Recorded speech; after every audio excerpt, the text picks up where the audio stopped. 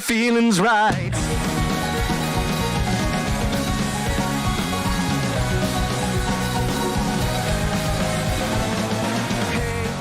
Where did we go wrong? It seems like honesty ain't held as closely as it used to be. So tell me, when did we start standing still? When we know that moving on is what we're meant to do. Must be something we forgot about, or some words we can't account. Maybe the confidence to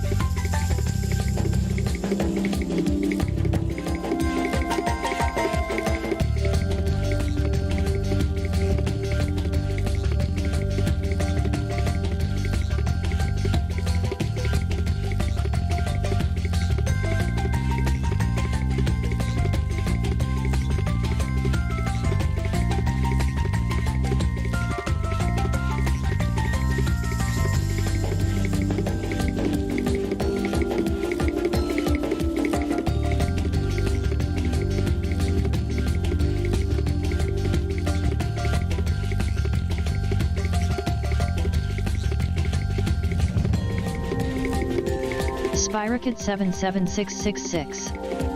Test.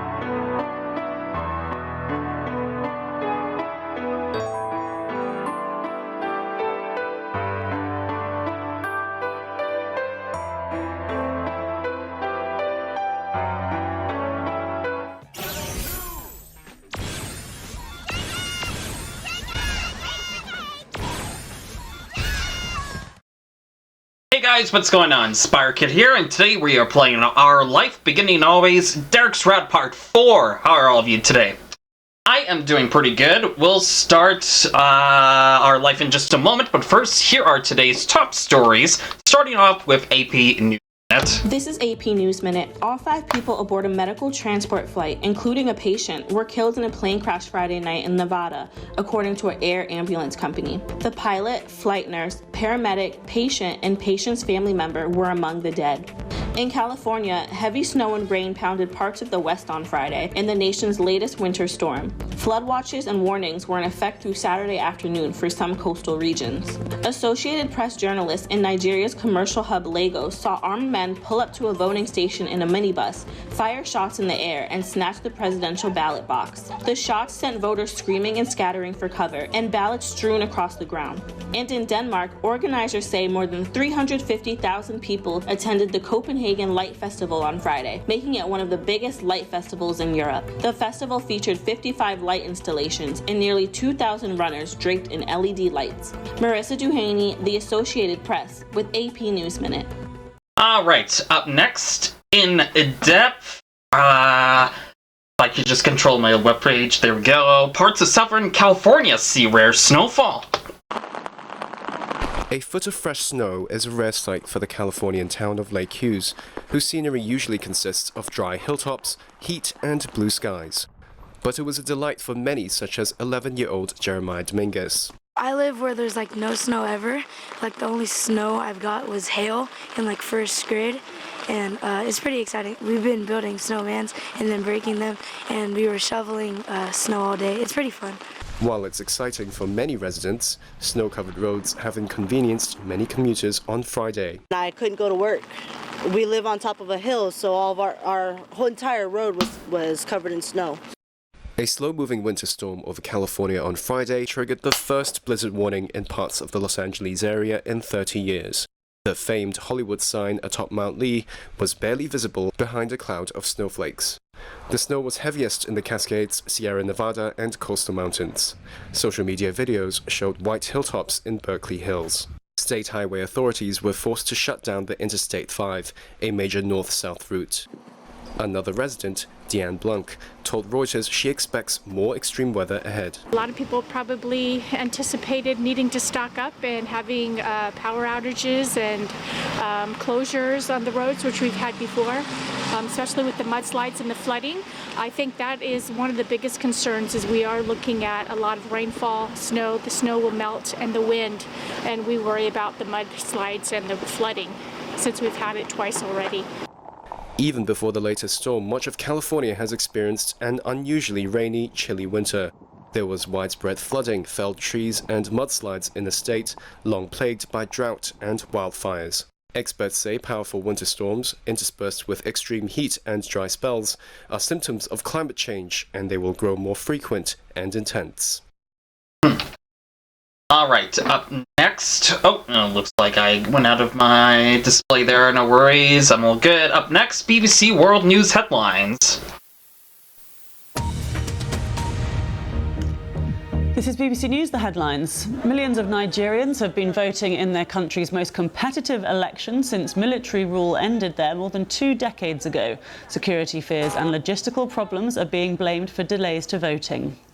The UK and the European Union appear to be on the brink of finalising a new deal on post-Brexit trading rules for Northern Ireland.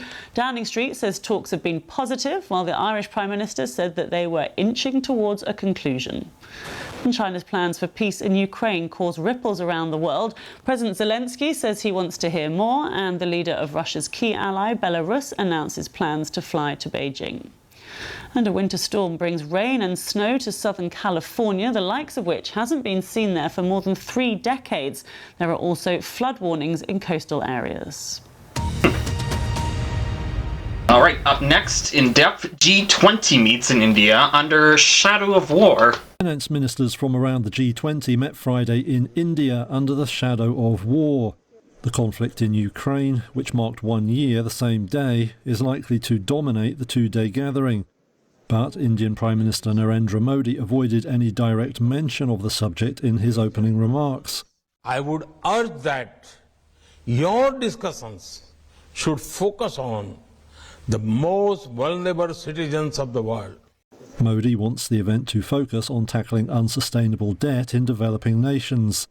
He's likely to be disappointed, though. Other countries wasted no time in turning the focus back to Ukraine. US Treasury Secretary Janet Yellen accused Russian officials attending the event of being complicit in war crimes. We will stand with Ukraine in its fight for as long as it takes. She called on G20 nations to redouble their support for Ukraine and to step up measures against Russia. French Finance Minister Bruno Le Maire said the group couldn't duck the issue. The G20 has to condemn the aggression of Russia against Ukraine.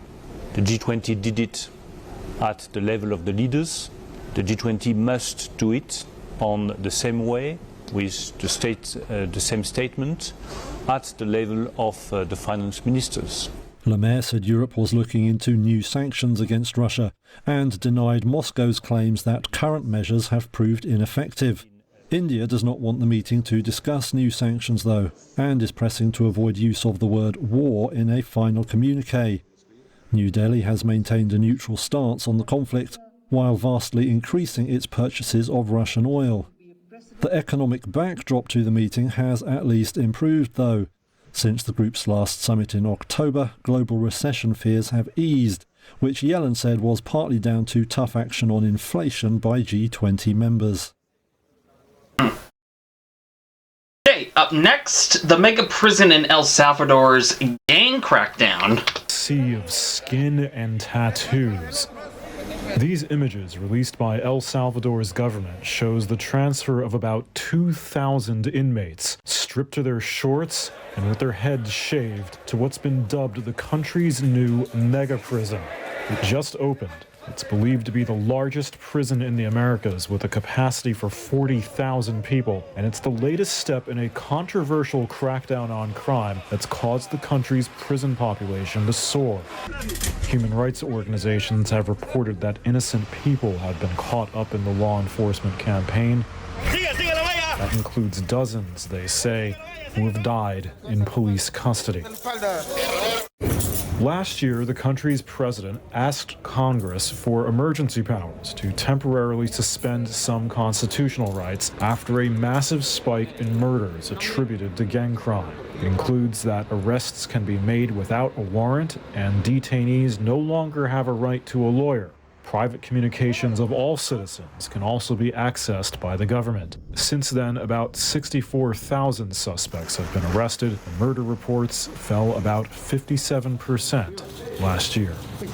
I don't know, that seems a little bit too much. Yeah, but those were innocent people in those jails too.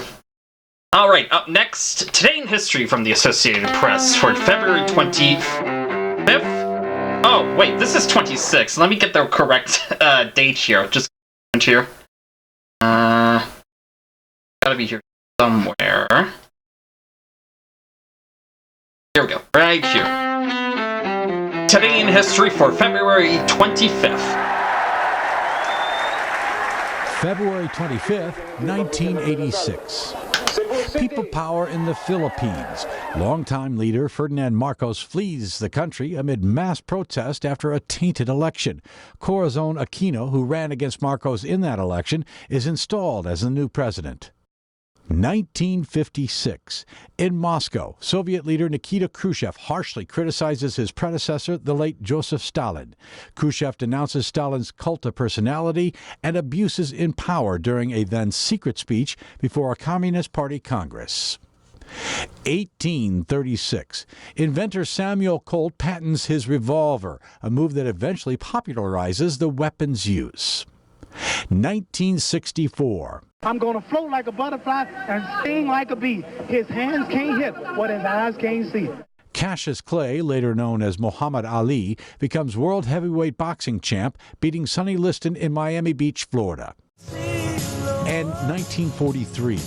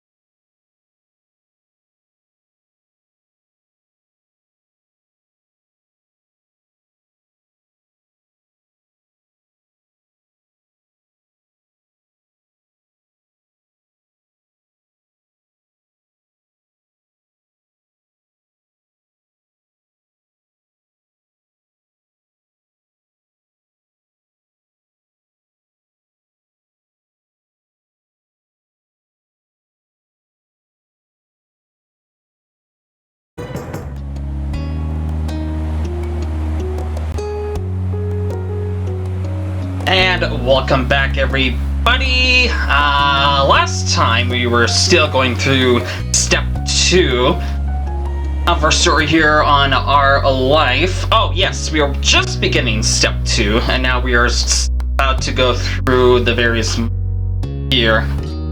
Not sure which one would be relevant. Derek first. I kind of want to start one that has Derek in it first. Emily? No. Rowing, ball. What the heck? Start with ball. Give me a moment to adjust my colored lights.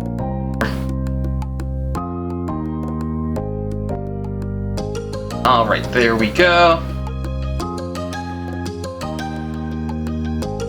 I do want to adjust the ticker below here a bit.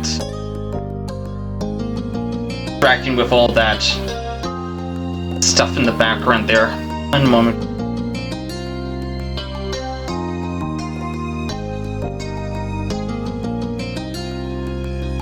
Oh, wait a minute, it might be just fading in. Never mind.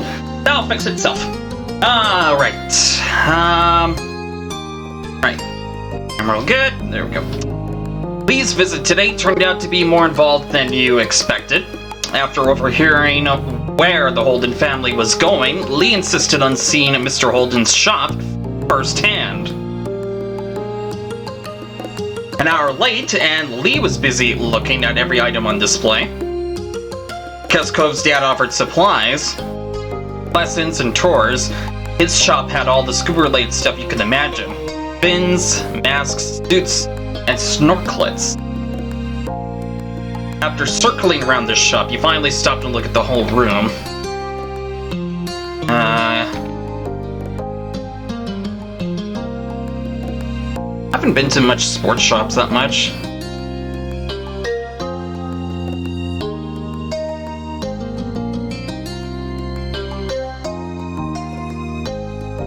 Yeah, this was the first time I've been here. Why not? The mystery was finally gone. Over the years, you heard bits and pieces about what Cove's dad did from Cove, Derek, and Mr. Holden, and now here you were, standing smack dab in the middle of it.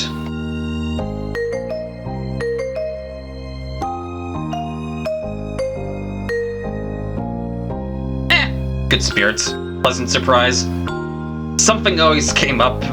You might have had a chance. Oh, something always came up whenever you might have had a chance to visit the shop before.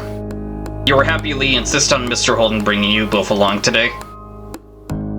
Lee was still poking through the various websites displayed, so you decided to see what Derek and Cove were doing.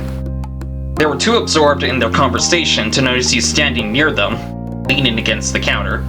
You were able to pick up the topic quickly. Anyway, my dad told me that new stuff was selling like crazy. Yeah, the material has this new blend with less neoprene. My dad says people are really interested in it. It brought a smile to your face hearing that the shop was doing well.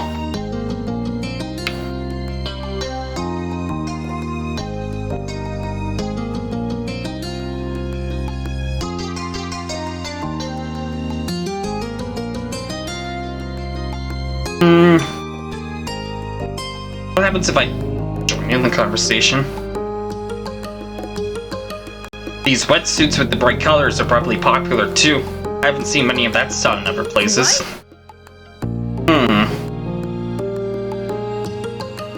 Keep listening. I'm not sure what I would know about much sports. It was interesting just to watch them speak about what they knew. But really, there's just so much to think about with the business. It's crazy. No matter how much I come, I still don't think I get it. Cove hummed and nodded in agreement, causing a good-humored laugh from Derek. I thought you only liked the scuba diving part, not the job part. That's just the best part. I think about other things too. I gotcha. Cool. The business side, running it, that's my favorite. Out the corner of your eye, you caught movement, and you realized that Leah was now standing next to you. When your dad's retired, do you guys think you're going to carry on the store? Both Shuns shrugged in unison. Well... There's a lot of things I could do. My dad thinks so too. He doesn't want me to plan on working here forever. Cove's gaze fell to the floor. You could see the conflict flashing across his face. I don't know. It's a lot being the real boss of something and totally in charge.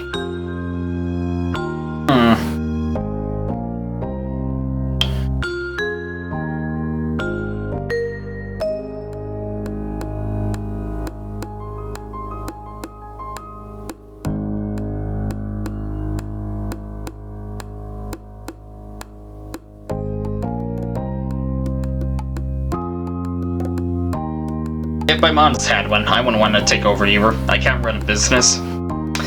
Yeah, that would be so much pressure. Would Elizabeth be helping? How would I do that all on my own? Just the thought of it being in those shoes made your chest tighten. You haven't felt like that since your last big school project was due. Yeah. Cove's parents left the back office and came over, catching your attention. Sorry guys, it looks like it's going to be a long one. I know usually others hold the fort down, but I really need to stay here today. I know you just wanted a little visit. It'd be boring getting stuck all day because of me. Kyra can take my car and go back to the neighborhood. Cove and Derek gave him an understanding look. Mr. Holden crossed his arms and flashed you all a big smile, trying to lift the mood. One condition is that someone has to remember to come back for me later. You don't get to stand me here. You don't get to strand me here, no matter how funny that might be. Kyra laughed and gave a thumbs up. Mr. Holden seemed satisfied with that. He moved on with the explanation. Derek, your dad also has his hands full today, so he doesn't have time to run you back home. It's okay. That's alright, sir. The title Sir got an awkward chuckle out of Cliff, which was cut short when Kyra elbowed him teasingly. What do you think? You already said I could borrow your car. Why don't I take all the kids somewhere fun for the afternoon? Absolutely. That's fine with me. Just please come back eventually. Sometime today, Kira. Kyra? Where's it Kira? Let me type it in the chat but it is... Spyrocket 77666. Kyra. Kyra, okay. After multiple jokes after being left with no ride, you had to wonder if that actually happened in the past, in their past together. For you, my good sir, I swear, cross my heart.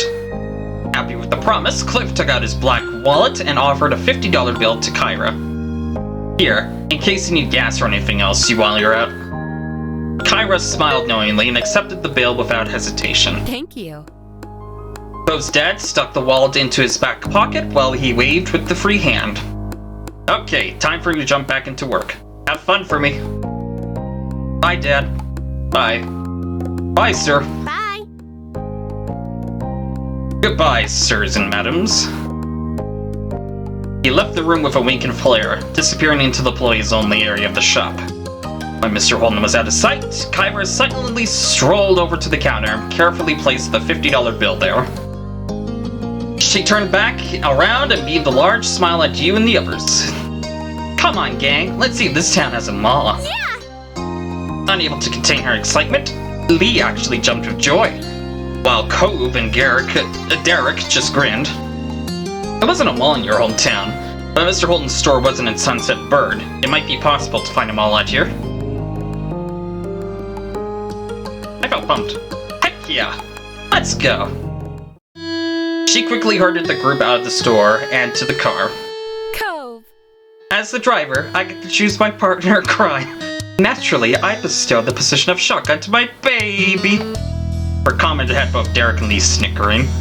Cove was for sure embarrassed over the phrasing and blatant favoritism, but he took the seat by his mom without complaint.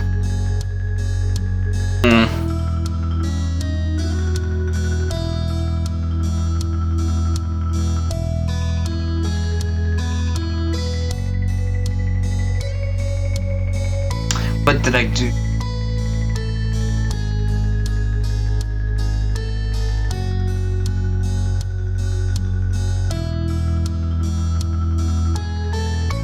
I was fine with that. You got shotgunned in your own car a lot, and it made sense that he got priority here. I'll take the middle seat. Really? Yeah. I don't want a window seat. You two can have them. Are you cool with that? You thought it was odd that anyone would give up a window seat. But you knew Derek tried to be especially polite when he was a guest. You nodded. Fantastic. Good. Sounds like we're all in agreement. Everyone squeezed into the car, buckling in, and Kyra turned the radio on.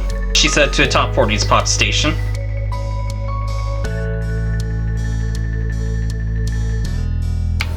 That's fine. Quickly, you recognized the song playing. It was a new one by an artist that you were listening to a lot recently. It wasn't long until your group realized that they were lost. But after driving in enough circles, Kyra's struggle paid off when she found a local mall. There were more cheers from Lee as Kyra pulled into a parking spot. Once your group had made inside, the first order of business on this trip was checking what this mall actually had. Where should we go? I think I see a makeup store up ahead. She rolled up on her tiptoes to get a better view. Meanwhile, Derek was eyeing the directory. There's a chocolate shop. Seriously, we have to go there. Yes, wait! And we need to find a decent jewelry shop. I need new hair ties and burritos. Nice. We've also got to at least look for a game store. There's tons of things you can't get anywhere but a store that's just for video games. Hey, what are you thinking, Cove? I want to look at a fish in the pet store. You could have guessed as much. Anywhere else? He smiled with some bashfulness. Can we go to a camping and outdoor supply shop? What about you, Spire Kid? I want to go to store, pet shop, port.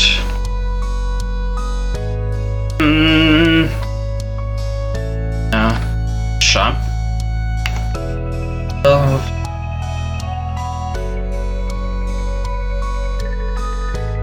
Yeah, that's pretty much it. That's certainly a list. Good thing we have all afternoon. Yeah. I have my own stops I want to make. Let's agree to regroup here at 7 p.m. What? You're not coming with us? We're all in the same building. You won't be as long as you think. I'll only be a few minutes away at most. You're old enough to enjoy them all without me hovering. Okay. See you soon. Be back here at 7 p.m. Toodaloo! Leaving Derek and Lee stunned by their newfound freedom, Kyra walked off. When she was almost out of sight, Derek's face twisted in confusion. Wow, she's really gone. I can't believe she just did that. This is so cool! We get to do whatever we want.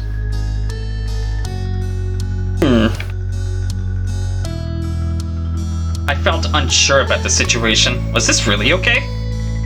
Is it me, or does it feel weird to be at the mall without a parent there? My moms wouldn't have done this. Not just you. Trust me. It'll be okay. We're here together. And she's not gone for real. She'll be somewhere around. The decision already made, Derek tried to pull together his earlier enthusiasm for the trip. So...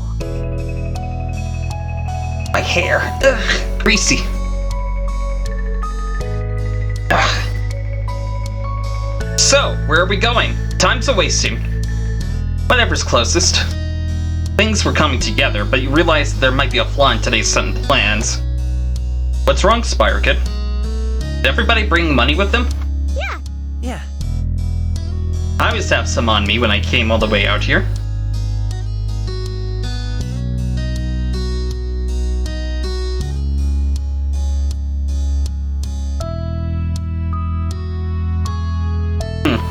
Yeah, I have money.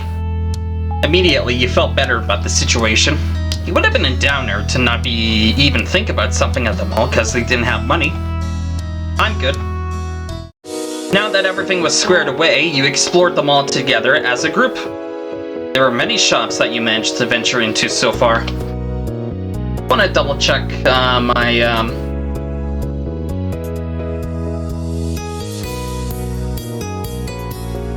my streamer. It looked like it was dropping in frame rate somewhat.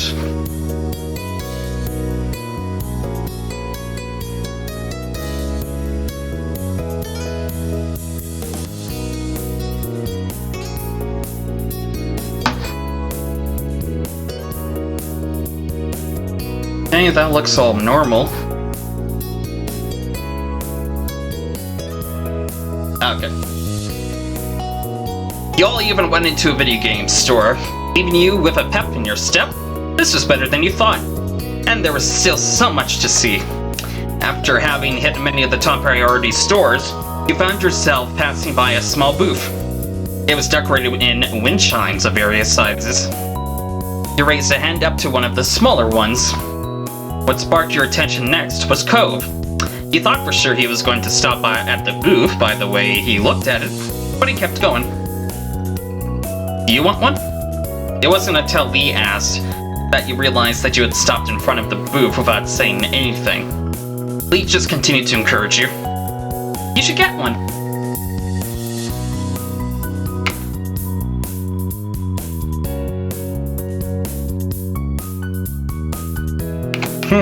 I wonder. Let's see what this says. I wanted one, but for someone else. They had caught your attention, though it was because it might make a nice gift. You wondered if Lee was planning on becoming a wind chime salesperson, since she kept pushing it. I have one like this at home, and it makes the prettiest sound. Fishing your money out, you made a decision on what to buy.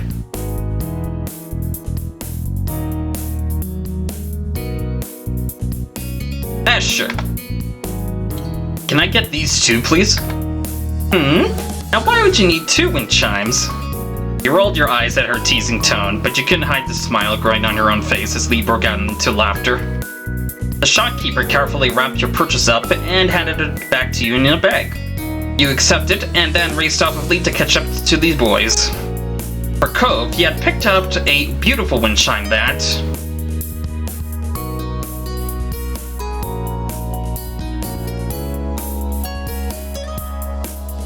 I think it's the crystal strands that he would like.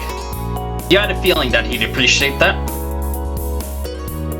After leaving another clothing store, one that Lee couldn't resist exploring, you and your friends find yourselves walking down the main hall of the mall again. It wasn't long until everyone you were with had their eye on the smoothie kiosk ahead. Should we stop? Yeah. As you approached, your eye was drawn to the dizzying list of smoothie combinations. A part of you wondered how long it would take to try them all. Hi there, do you need the rundown of how this works? Yes, please.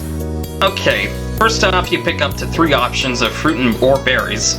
Then I'll add the ice in the store's special smoothie base mix. Then you have your very own smoothie for $4. There's only one size. Cove leaned over the counter a bit. For several moments, he intently studied the plentiful fruit and berry options. I want to get a strawberry banana smoothie, with coconut too. Sounds good. Is anyone else getting something? Can I get one that's just all mango? Of course. Thanks. I like strawberries, blueberries, and raspberries for mine. Thanks. The shopkeeper looked at you now.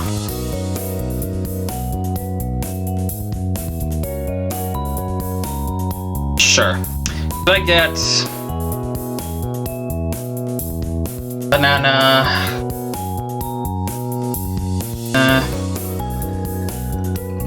strawberries taste good.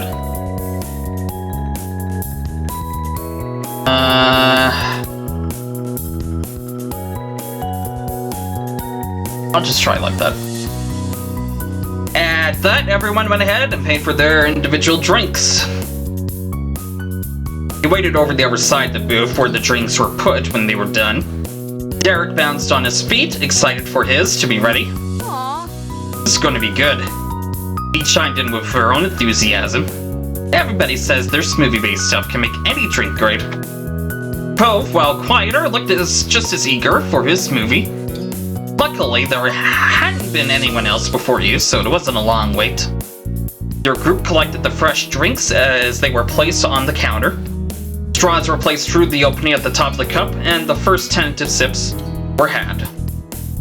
Derek sighed in satisfaction after his taste. Mango's too delicious.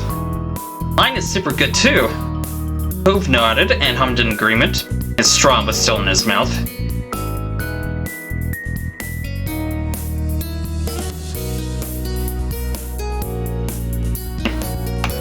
I was happy. It's perfect. Cool. We all made excellent choices today. Yeah. Oh dear.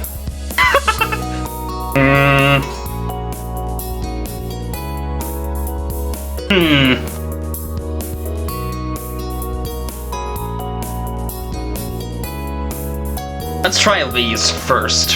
Hey Lee, can I taste what you got? Lizzie, let me try yours too. Deal. You and Lee swapped cups and took several sips before swapping back. The berry blend tasted very strong. I like yours. I'm really happy I got this. Thanks, Lee. You're welcome. I'm always there to help.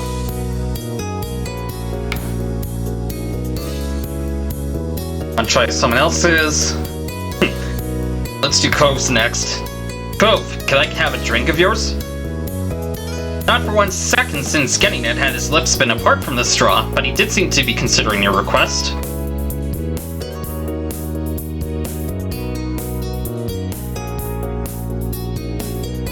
I waited for him to decide on his own. We have some fun keeping you in suspense, as he exaggeratedly pondered away, still drinking it himself. Then, Cove smiled softly, and finally, he offered the cup to you. You held the cup in both hands and took a sip. Thanks. You're welcome. It's kind of a sacrifice, you know. Really good. Taking his drink back, Cove's smile seemed to grow bigger. His teasing tone made you grin. It is. Yes. I did this on purpose. Derek's last. Can I have a sip of yours, Derek? You can. He held his cup for you to take it, but instead it was easier to just lean forward to take a sip from his straw. He blushed slightly at the gesture. It's good mango. Thanks. You're welcome. As your group continued to wander the mall, you came to an area in the path that was wider. In the center of the opening was a collection of quarter-operated ride-on machines. Derek stopped as soon as he saw them, smiling ear to ear. I want to ride. I think we might be too big. No way. We're not that old yet. He eagerly headed over to the machines, wanting to get a better look. Lee went along with it, smiling. I stayed quiet about it. Silently, you decide to wait and see how the scene unfolded in front of you. Reconvening around Derek, you watched as he was focused on the various brightly colored rides. Most were designed to look like real vehicles, but there were also some horse-shaped ones. One of them could even seat 2 people. I call the helicopter. Why? Cool. It's the coolest, and I think it'll move the most. He started digging in his pockets, pulling out whatever money he had left. Wait. Is everything okay? I need 4 quarters, right? Yeah. I only have 2. There has to be more between all of us. Hold on. Pockets and wallets and purses were checked over. Derek still had 2. Cove only had 1. Lee ended up with the most at 3. He didn't have any. Don't worry about it. You can have mine. Thanks. But you don't have to. Not enough for me. Even if it was, it'd be dumb to ride while you have to watch. Cove shrugged. He had tried, failed, and looked unsure of what to do next.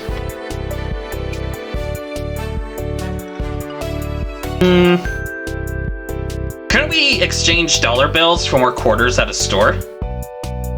Derek slapped a hand to his cheek, eyes wide. Okay. Oh, yeah, that'll work. Let's do it. The group scattered to various shops around.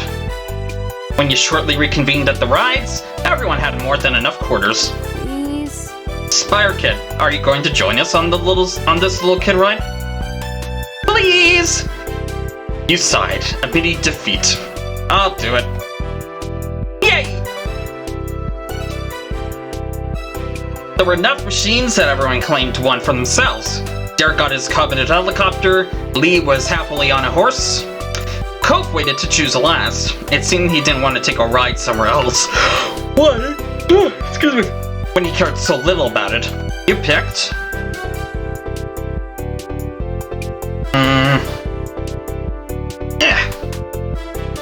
Let's see. Is this what Derek went on? A horse too. It was a grand steed. Cove took one of the free single-seater cars once he had gotten set. Looks were exchanged across the way, and you each popped the coins, and at the same time, the little ride started to life. Oh, wait a minute. One moment here. Helicopter, okay.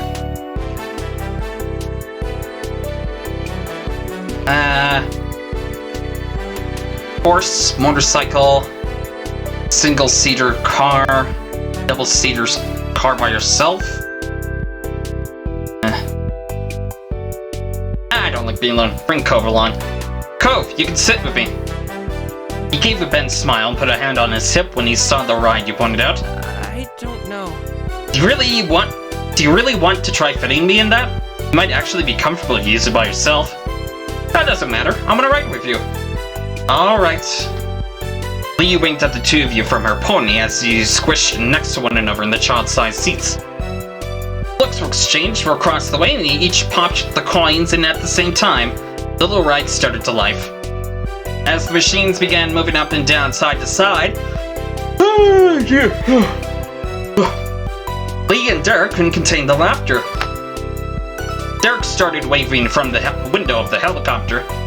Lee reached out to see if she could touch anyone as their machine jolted closer to hers. Cove, on the other hand, just gripped the side of the car. He was struggling to remain in the seat, looking very uncomfortable.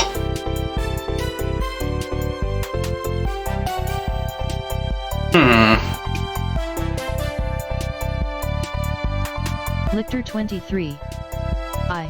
Hey, Lectar, how are ya? Welcome to the stream. What are you up to? Just going over the visual novel I was talking about yesterday, Our Life.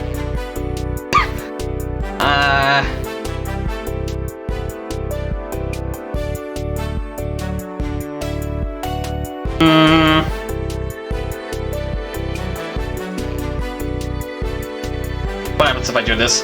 I stretched over to grab Lee's hand. Grinning, you leaned forward and reached as far as you could. For a moment, a shot of panic went through you as you thought you were about to tumble off the ride, but you hung on with your free hand and balanced yourself. Be careful! I'm trying! Your rides were syncing up in movement. Almost there. Your efforts were rewarded when you caught hold of her hand. We did it! Yeah! It was a battle to keep together as the rides went backwards. The two of you kept almost being accidentally pulled off your seat by the other, but that made it more fun.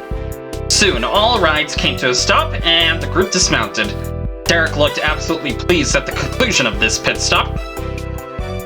Then you noticed something out of the corner of your eye. You tilted your head to look directly at it and you burst into laughter. What's funny? Turned back to your group and nodded in the direction of where you were looking. Isn't that one of the machines that takes dollars and gives quarters back? The kind that exists for people who don't have quarters on hand? Everyone's heads moved that way and thought that you were right. Derek chuckled awkwardly.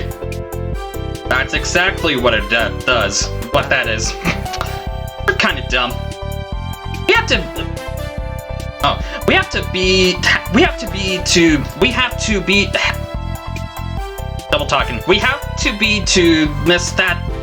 be missing that the whole time. Come on, let's just put this behind us. There's still places open. We haven't been everywhere yet. Totally. Here. You moved along from one step towards your next. Stu drove you from the experience. Shortly into your walk, Lee ran over to a nearby trash can and tossed your smoothie cup. Derek went after her and threw his cup away. You followed suit and got rid of your empty cup too.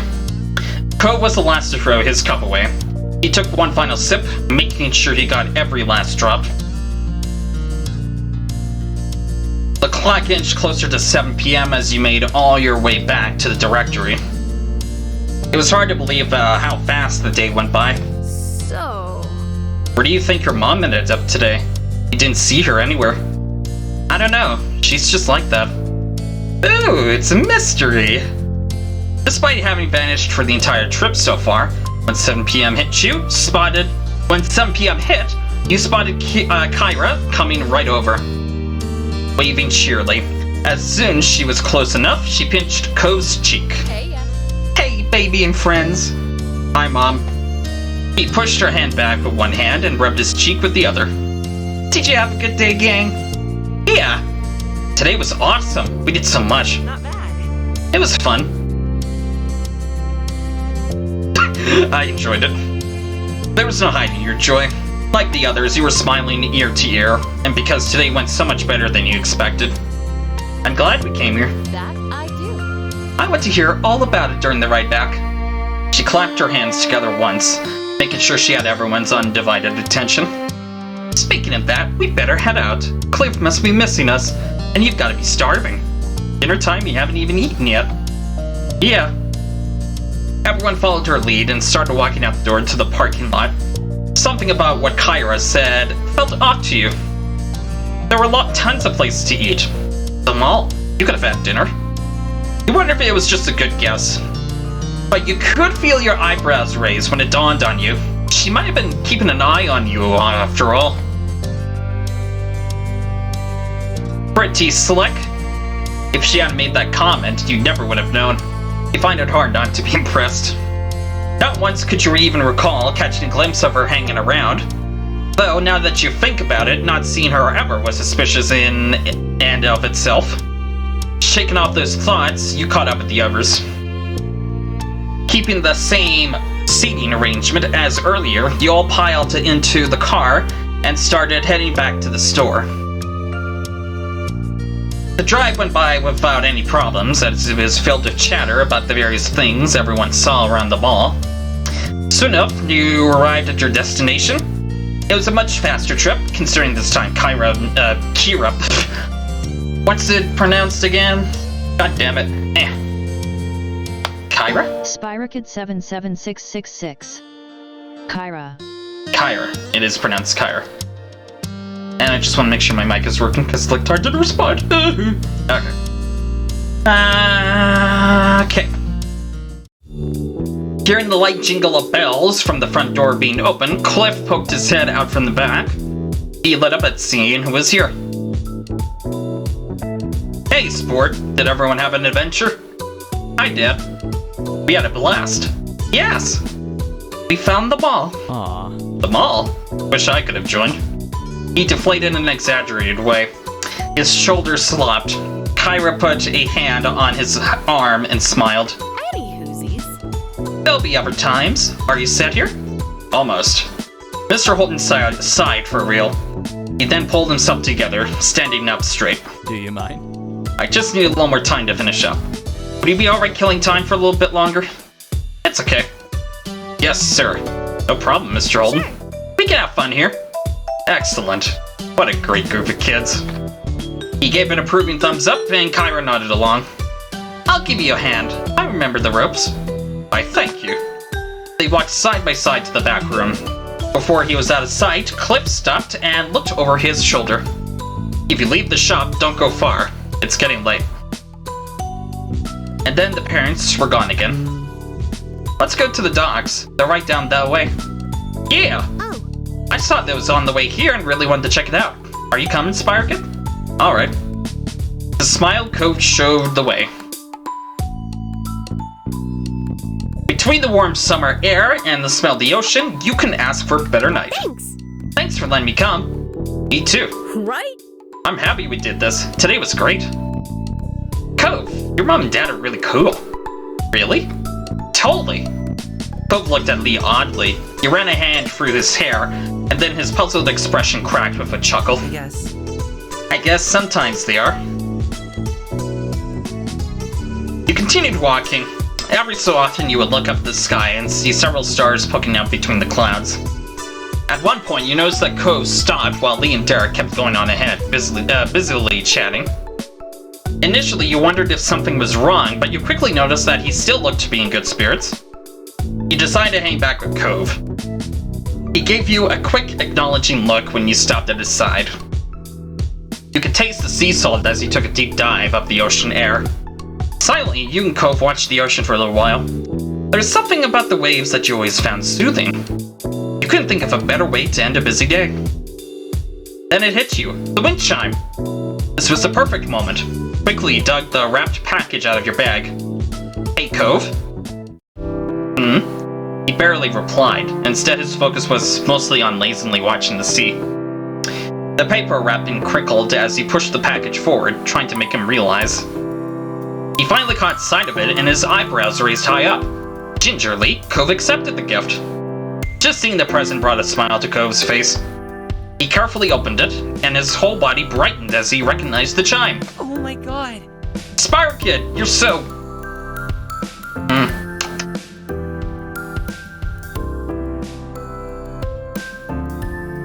I talked about how he seemed to want it. I really thought you were going to buy it. He didn't, I couldn't resist. Cove's smile seemed to grow even bigger. He looked sincerely happy. You're way too nice to me. I can't even believe it. He started getting shy over his giddiness and put a hand over his mouth. He was so happy that buying the wind chime was the right call. I'm gonna find the best place to hang this. Thanks, Spire Kid. You're welcome. Let me know where you end up putting it. It'd be helpful to know. You took your wrapped up wind chime out of your bag and held it up, drawing a chuckle from him. Okay, we'll match that way. Yeah. Not much time later, Derek's chipper voice caught your attention. You and Cove both turned your gaze down the pier. What are you doing there, Slowpokes? Get over here! Hey! Come on! You looked at Cove the same time he looked at you. You grinned and nodded your head in the direction of your friends. He gave you a small smile in return. Your footsteps echoed against the wooden planks of the dock and into the night as you ran to catch up. Alright, that is one step taken care of. I'm just going to take a little bit of quick break. I'm just going to refill my water bottle because there's a lot of talking and that kind of makes my throat dry. So we'll be right back. Don't go away.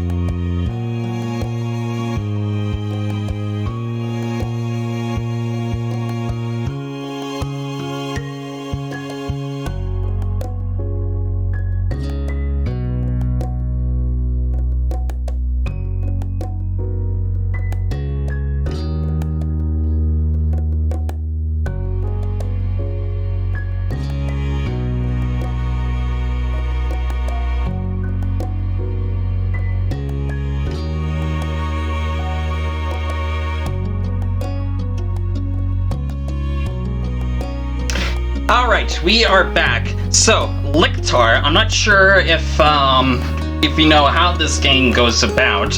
I went into the wrong screen here. 23. That's not the only thing that makes his throat dry. Badum dum tiesch. Oh dear. Okay, so, Lictor, I'm not quite sure you know exactly how this goes, so I'll just explain what's going on here. In this visual novel game, there are 4 different arcs of the game, which are called steps, and each arc there are a number of moments that we choose that is a part of the story arc. 23. Time management visual novel? No, not time management at all. If anything, it's a sort of game where you can just play as you go, and no matter what you do, like the characters will respond to how you interact with them and whatnot, and what your general personality is and whatnot. It's mainly story driven, and it's not really a game that you can win or lose. Yeah, so like for each moment, it's just basically different story stories in the arcs, I guess. In total, we've got like 15 of these. Oh, and speaking of which, since we're playing Derek's route, it looks like we have an information box here. So I'll just read it here. Thank you for purchasing Derek's DLC. Here you can play 5 new moments centered around Derek. He also has a special epilogue in Step 4. To unlock it, you need to fulfill these conditions. Play all 5 of Derek's DLC moments. Completing Sorry with Cove or going alone is alright, as long as you finish the moment. Choose to remain in touch with Derek during Step 3. Then you have the option to play Derek's epilogue during Step 4. You can only have 1 epilogue per playthrough. You can make a save on the epilogue selection page to reload there and pick it over later. Derek's DLC can be a friendship or romance story. Yeah, so along with that, with this DLC, there are 5 extra moments that we can unlock right here, which are all focused around Derek, and all the rest are just in general. Some focus on Cove, but it also focuses on the characters inside the story. So essentially, we can first go on things that focus around Derek or just stuff in general. So I hope I explained that. Is there any questions you have? I hope I explained that right.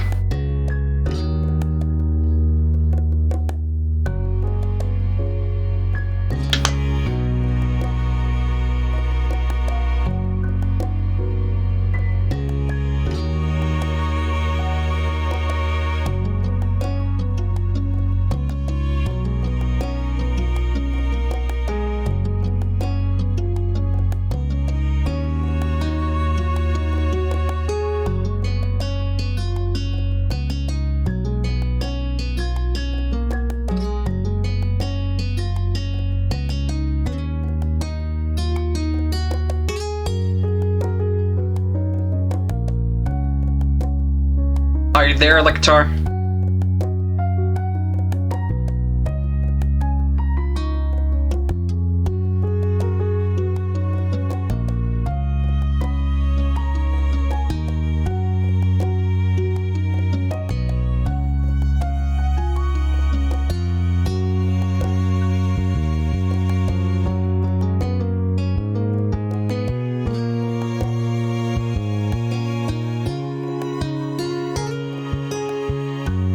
Lectar, are you there at all?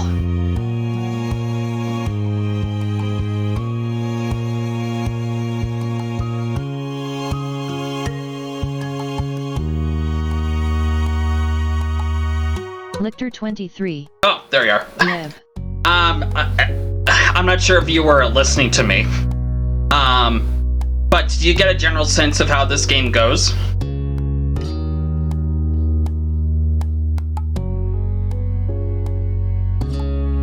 Lictor 23. Sorting cards for sale. Lictor 23. Yes. Okay, that's good. So, in this case, I guess I'll just let my audience pick the what moment that we'll go up to next. So, we can do wave, growing, family, dinner, road trip, birthday, summer work, escape ed, sorry, that would be with Cove, responsible, lemonade, sorry with Derek, siblings, and boardwalk. Which one would you like to see next here? It doesn't really matter which order that we go in.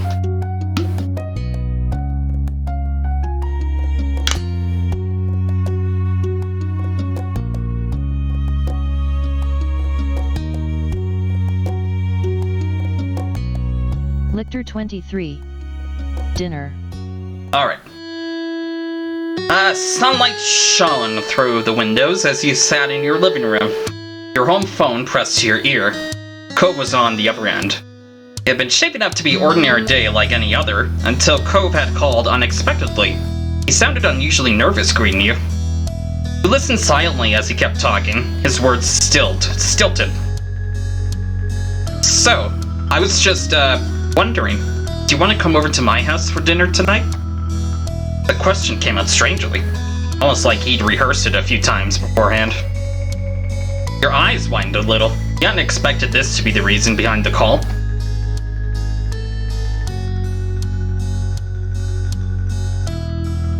Yeah, I'll go. That's, It was... Huh? Oh.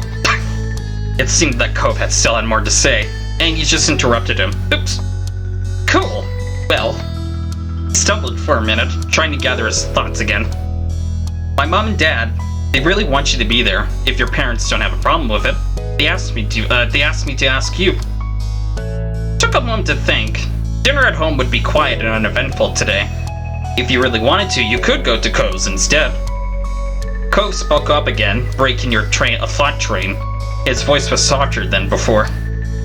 Also, I want you to be there too. Can you? Come over, I mean?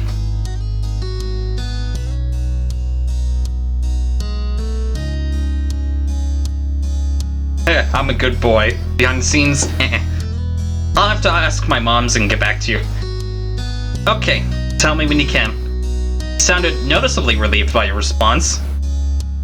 Was you coming over for a dinner today that serious? He spoke to you for a little while longer to explain what time to come over and other details, then hung up. That was that. For now, anyway. You called Ma right afterward, and she picked up on the third ring. It wasn't a long conversation. When he asked to go to the Holden house for dinner, she was more than happy to give permission for it. Problems there. Ma wasn't one to complain about you spending time with Cove. Cove got a quick call from you afterward, so he knew for sure that you would attend the dinner. Then you said your goodbyes and went on with the afternoon. And soon enough, the sun dipped out of the sky and the evening came. It was time for you to head to Cove's house. After letting Elizabeth know that you were leaving, she didn't look away from the TV. She just grunted. You made the small journey across the street. You knocked a couple of times on the heavy door to their condo. As you waited for an answer, you found yourself contemplating being a guest while both of his parents were there. The idea made you curious. Made me curious, rather. You wondered why they decided to invite you out of the blue. Maybe you'd find out later tonight. You didn't get too much time with your thoughts, though. The door opened soon enough. Cove's mom, Kyra, stood in the frame, smiling warmly at you. Come on. Hey, Aspire Kid. Welcome. Please come on in. She opened the door wider and moved to make room. You stepped inside, allowing her to shut it behind you. Thanks so much for coming over. I know it was kind of last second. Thank you for having me. Of course. Just make yourself at home. It's not my home, but I've been given permission to say that. Hey, Spire Kid. Welcome to our humble abode. You jerked your head towards the sound of Mr. Holden's voice. He wavered at you briefly from the kitchen, with his back turned and a large spoon in hand. Hope you're hungry, because I'm whipping up a lot of tasty stuff. True to his word, you heard something sizzling on the stove.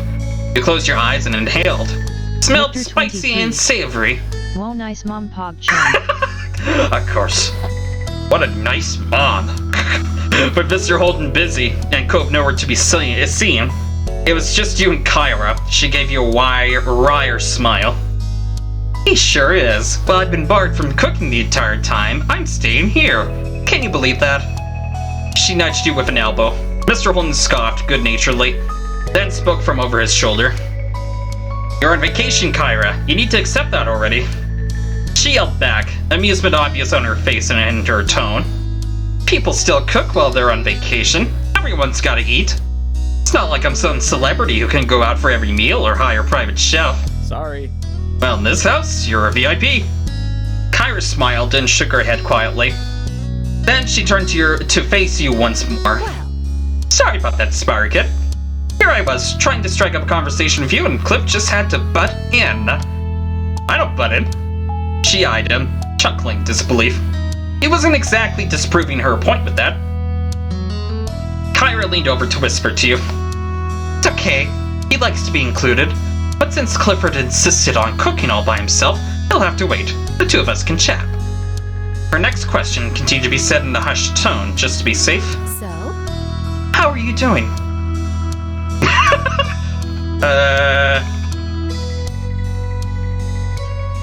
I'm good. Kyra didn't seem too convinced by our awkward phrasing, but she nodded anyway.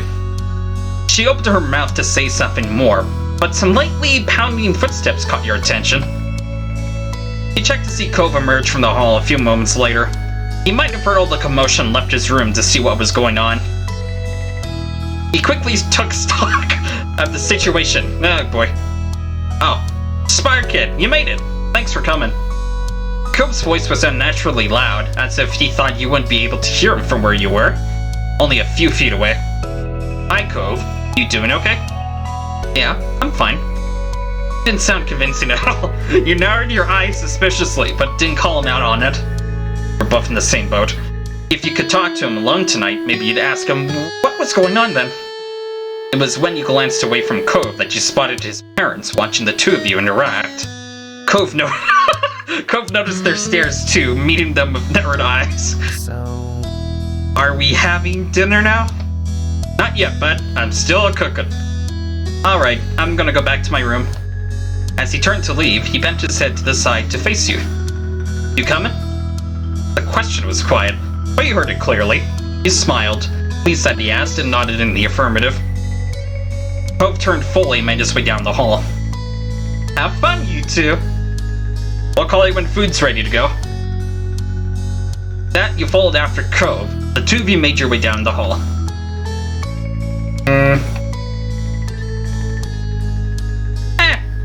Whatever, it's a standard occurrence. Going to Cove's room was a standard occurrence for you nowadays. Quickie Time X seems good. You shut up. Cove got to the door first, opening it and stepping inside. You joined him. There was a man on the floor. Excuse me. No, there was no man on the floor. There was a mat on the floor in front of the door. As he stepped over the threshold into his room, you felt the crunch of sand beneath your feet.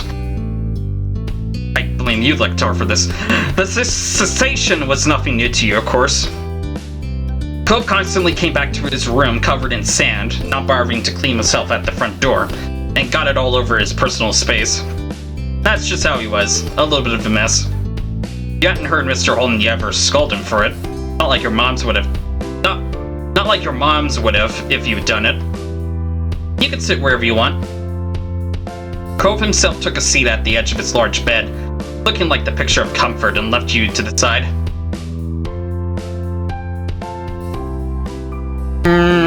I sat down in the chair.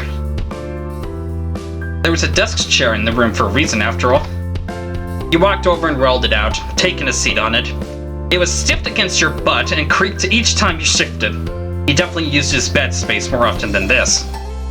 Well, too late to complain now. You just have to deal with it. With the silence growing, your gaze began to drift. You stared at the bright fish swimming in the tank. There were a bunch of them, floating to and fro in the open space. They stood out starkly against the green aquarium plants. How long have you had those fish? I guess. My dad bought them for me not very long after I moved here. I guess it's been years now. Wow, a long time. You peered carefully into the tank. The fish looked to be doing well. You must take good care of them. Most of them were small, but there was one especially big one. What are their names? I don't name them. Well, not really. You lifted an eyebrow at that. He continued the explanation sheepishly. I mean... Mostly, I just call them things based on what they look like. Squirt for a small one, tangerine for a really orange one, that sort of thing. I've had a lot of fish, and I'm not that good at coming up with names. Yeah, I found that relatable. You didn't have any pets, but you always had trouble naming your stuffed animals or whatever else. It was such a hard choice. Oh, a couple of them would have other types of names. He pointed to a small orangish redfish. It was minding its own business away from the others. My dad named her Dreamcatcher. That one's Mark. Mom came up with that one. Cove smiled to himself, his eyes reflecting the glow from the tank. You let other people name your fish? It's nice. Yeah. He then turned to you, tilting his head to the side. There was a considering look on his face. You want to name one? Can I? His smile grew a little at a lot your interest. Sure. There's a few who don't have names right now. The newer ones. You can pick which one you want to name. He pointed at each of the recent acquisitions out to you. The first was the smallest fish in the tank. It was completely orange and sipped all over the place, running laps around the others. The second was slightly bigger and red. Its tail was dotted with black spots, which almost resembled freckles. The last fish was the biggest one. Its multicolored scales rippled under the bright light of the tank as it slowly made its way across the vast expanse. You went with?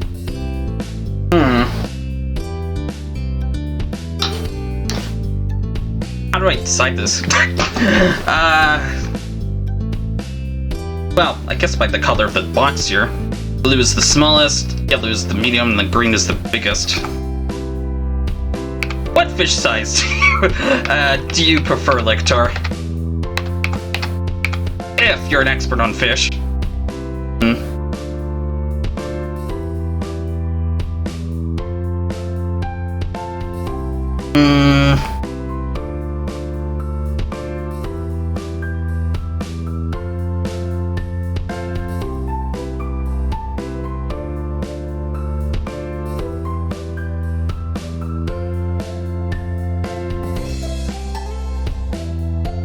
Smallest fish. Cove only nodded at your answer, waiting on you to decide on a suitable name. You watched the fish you chose closely. As he did, a name eventually came to you. Frank, Sunbeam, Gil, Spirokid, Cove. Or I can type in my own answer.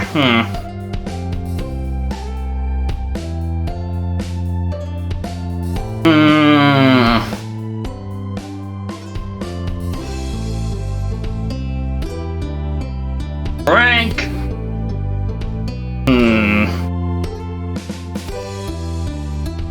I don't know. I don't really have a preference. What about Ratchet? Whatever. Alright, it's Ratchet. That, his attention moved from you to the tank. He peered fondly at it with its inhabitants. You smiled proudly at Ratchet as it swam through the tendrils of the plants, disappearing then reappearing soon after. You know, I'm not allowed to have pets in my house, not even fish. The corner of Cove's lips turned down at that. Doesn't sound fair. Not like fish would make a mess of your house or anything. You just gotta take care of their tank and feed them and they'll be okay. Right? My moms can be strict over the weirdest things sometimes. They trust Elizabeth and me to go around the neighborhood alone, but they won't let us have a pet? Doesn't make sense. Maybe when you're even older they'll let you. I don't know, they seem pretty against it. Your current conversation brought to mind a memory from years ago. You launched into it without any warning, earning you a brief, confused look from Cove. One time, Elizabeth came back from playing at the beach and just shut herself in her room.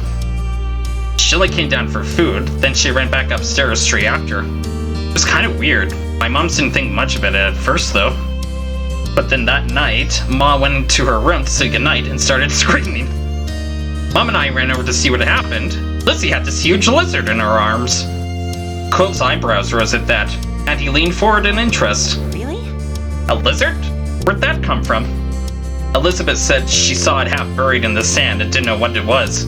Then she pulled it out and got the answer, so she brought it home. She hid the lizard in her room for most of the day because she wanted to keep it. Mom and Ma were not happy. They worried about putting it out during the night, but she was going to have to let it go in the morning. Lizzie was really upset. She did bring it back to the beach eventually, but she wouldn't talk to anyone for days. When she did get over it, it was almost like it never happened. You laughed, thinking back to that time. Elizabeth had always been stubborn, but when she was younger, she forgot grudges quickly. Now it wasn't so easy. Cove had been quiet for most of the story, apart from the reveal of the lizard. He had a thoughtful look on his face. I can't even imagine what it'd be like to have a sibling. He gave serious thought to his statement before you told him.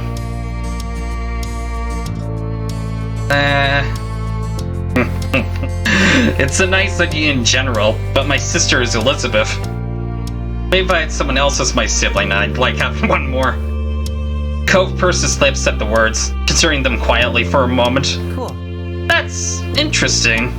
I think your family's cool. He didn't have much else to say, though. While on the topic of your family, you consider your relationship with your moms, too.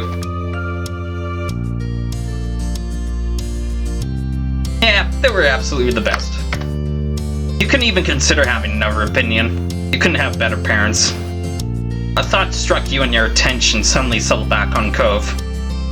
Yeah, my mom's might not let Elizabeth or me have pets and stuff. But at least they never tried to pay someone to be my friend. You grinned over at Cove. It had been years since he found out about your first meeting with his dad. It was easy to joke about these days. Cove tossed his head back in an overly dramatic way, sighing heavily. I almost forgot about that. Really? No way. No, not really. I'll never be able to forget that actually happened for the rest of my life. It's going to humiliate me forever. I laughed. Cove shook his head at your reaction, but he didn't say anything more on the topic. It was obvious he'd rather talk about anything else. Time passed, but you didn't really notice. The two of you were busy, making plans for the rest of the summer and chatting about your respective days. Eventually, you heard a muffled holler from a different part of the house. You and Cove raised your hands in unison. It's time for dinner. Cove watched the firmly shut door he had been locked behind for most of the night, but he didn't make a move to get up from the bed. You couldn't see his face, so you didn't know what expression he was wearing. I'm glad you came. Cove peeked back at you from the side. It's been awkward. I get that. Been hard on you, huh? You felt sympathetic towards him. You didn't know what he was going through, but you cared about him. Cove said nothing else and remained sat where he was. Now, it would be as good a time as any to ask him why his parents so suddenly wanted you to come over. Is there a reason they wanted me to come over tonight? It hasn't been awkward for just me. Sometimes it gets like this, when no one else is around. But now you're here. Huh. You hadn't considered that. But it made sort of sense in a way.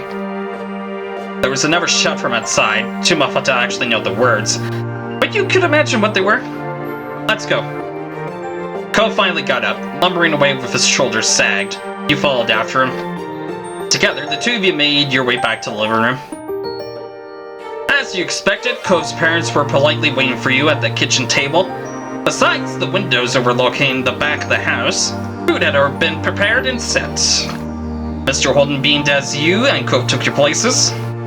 I hope everyone's hungry. I cooked up a feast. Yeah. I know I am. Yeah. Cove's mumbled response wasn't nearly as upbeat as theirs. Oops. His parents didn't notice, or they pretended not to. Mr. Holden instead looked at you, grinning. Thanks. Let's all take a moment to thank our special guest for being with us here tonight. Okay, I'm so glad you were able to make it, Spire Kid, and on such short notice too. I felt awkward about the situation. He gave a half-hearted response, similar to how Cove had. The feeling was apparently contagious in the atmosphere. All right. Well, that's that. Everyone, please dig in. You can help yourselves to the food. Upon his encouragement, you looked over the meal spread out in front of you. There was a large garden salad in the center, surrounded by a variety of Mexican dishes. There were a lot of sides and optional sauces to add.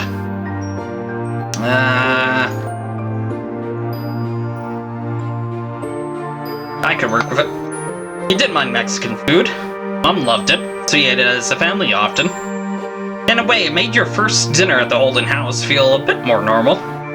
Utensils and plates scrapped and clinked together as the group began filling their plates. Cliff, could you pass the salsa Verade?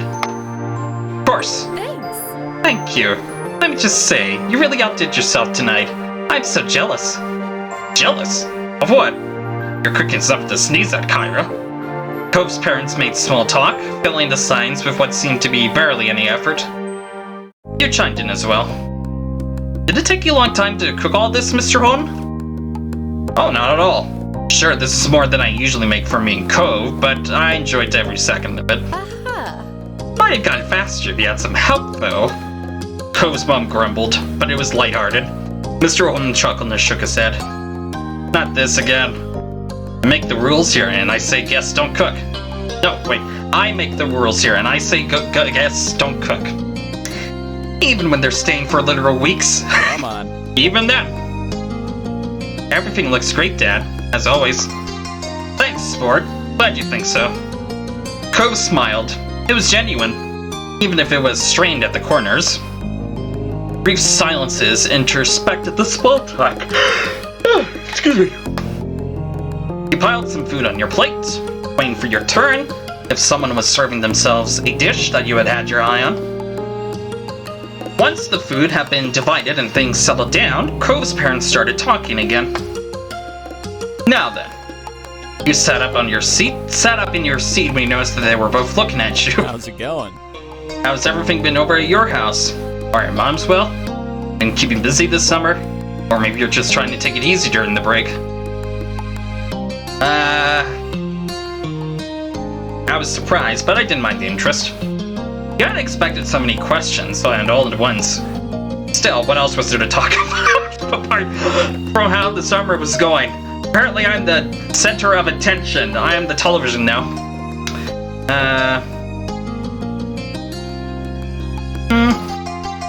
I told them first about how my moms were doing. My moms are great.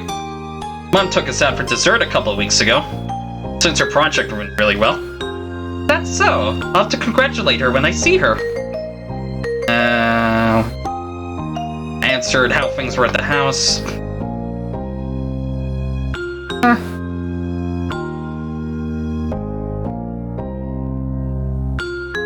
That's alright.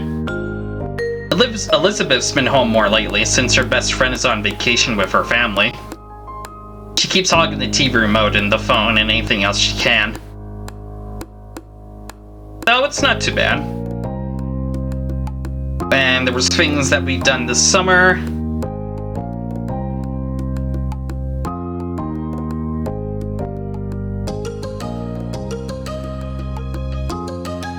I'm not sure where to start. There's so much that happened. Mr. Holton's brows raised when he answered with that. You sure are keeping yourself busy. I could learn a thing or two from you. And that was that for your question answering. Kyra nodded along. You could tell she was actually listening to the words you were saying. She was trying to include you, not humor you. Did you know, Cliff, Spire Kid is really into music? Wow. I can't believe people are talking about me. Chat, they're talking about me. Mr. Holton's face lit up, and he stopped eating so he could lean forward. His arms braced against the table. Nice work. Oh, that's right. Very cool.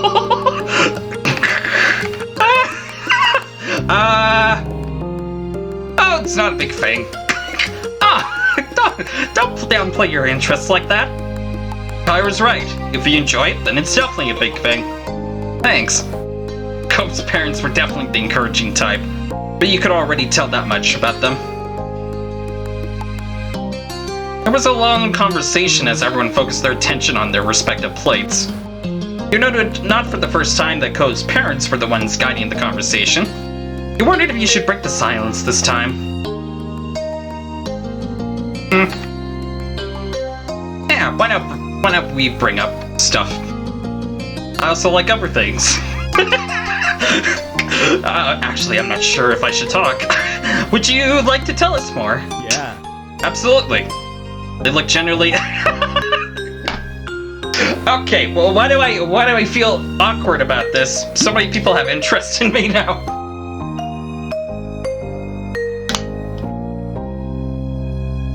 I swear, I'm getting nervous and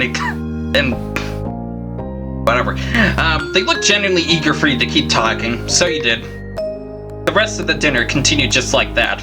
Light conversation as you ate your meals. Eventually, all the dishes on the kitchen table were pretty much gone. Oh god, thank God. Kyra set down her fork and rested her arms at her sides, letting loose a satisfied sigh. Her plate was completely empty. Thanks. That was delish. Thank you for your culinary creations, Cliff. Mr. Holton was like a flower soaking up the rays of the sun. He beamed, flattered by the praise.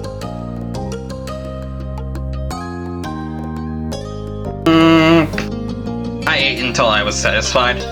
It had taken you some time to finish it all, but eventually cleared your plate. Cove successfully kept his presence to a minimum for the full meal. He was slumped over, even now toying with his silverware. His parents practically only talked to you. Most attempts to entice him to join the conversation failed. It wasn't typical for him to say so little. He at least tried to precipitate. You didn't get much time to contemplate Cove's situation because your attention was taken by Mr. Holton pointedly clearing his voice. Not to sound like a broken record, but thanks for coming, Spire Kid. I'm glad we finally got the chance to have you over for a real dinner. What? Did I hear that right? It's the first time Spire Kid has ever had dinner here. Why in the world haven't you invited him over sooner? Cove was always the one going over to Spire Kid's house until now. I mean, how was I supposed to reject the generous offers of the Dragon family to host my kid? Kyra shook her head, but the amused smile she was sporting told you that she wasn't actually mad. This guy, honestly. The three of you looked at Cove in unison, his small sound being more than enough to get the focus on him after his silence. By now, he'd stopped fiddling with his fork. I mean...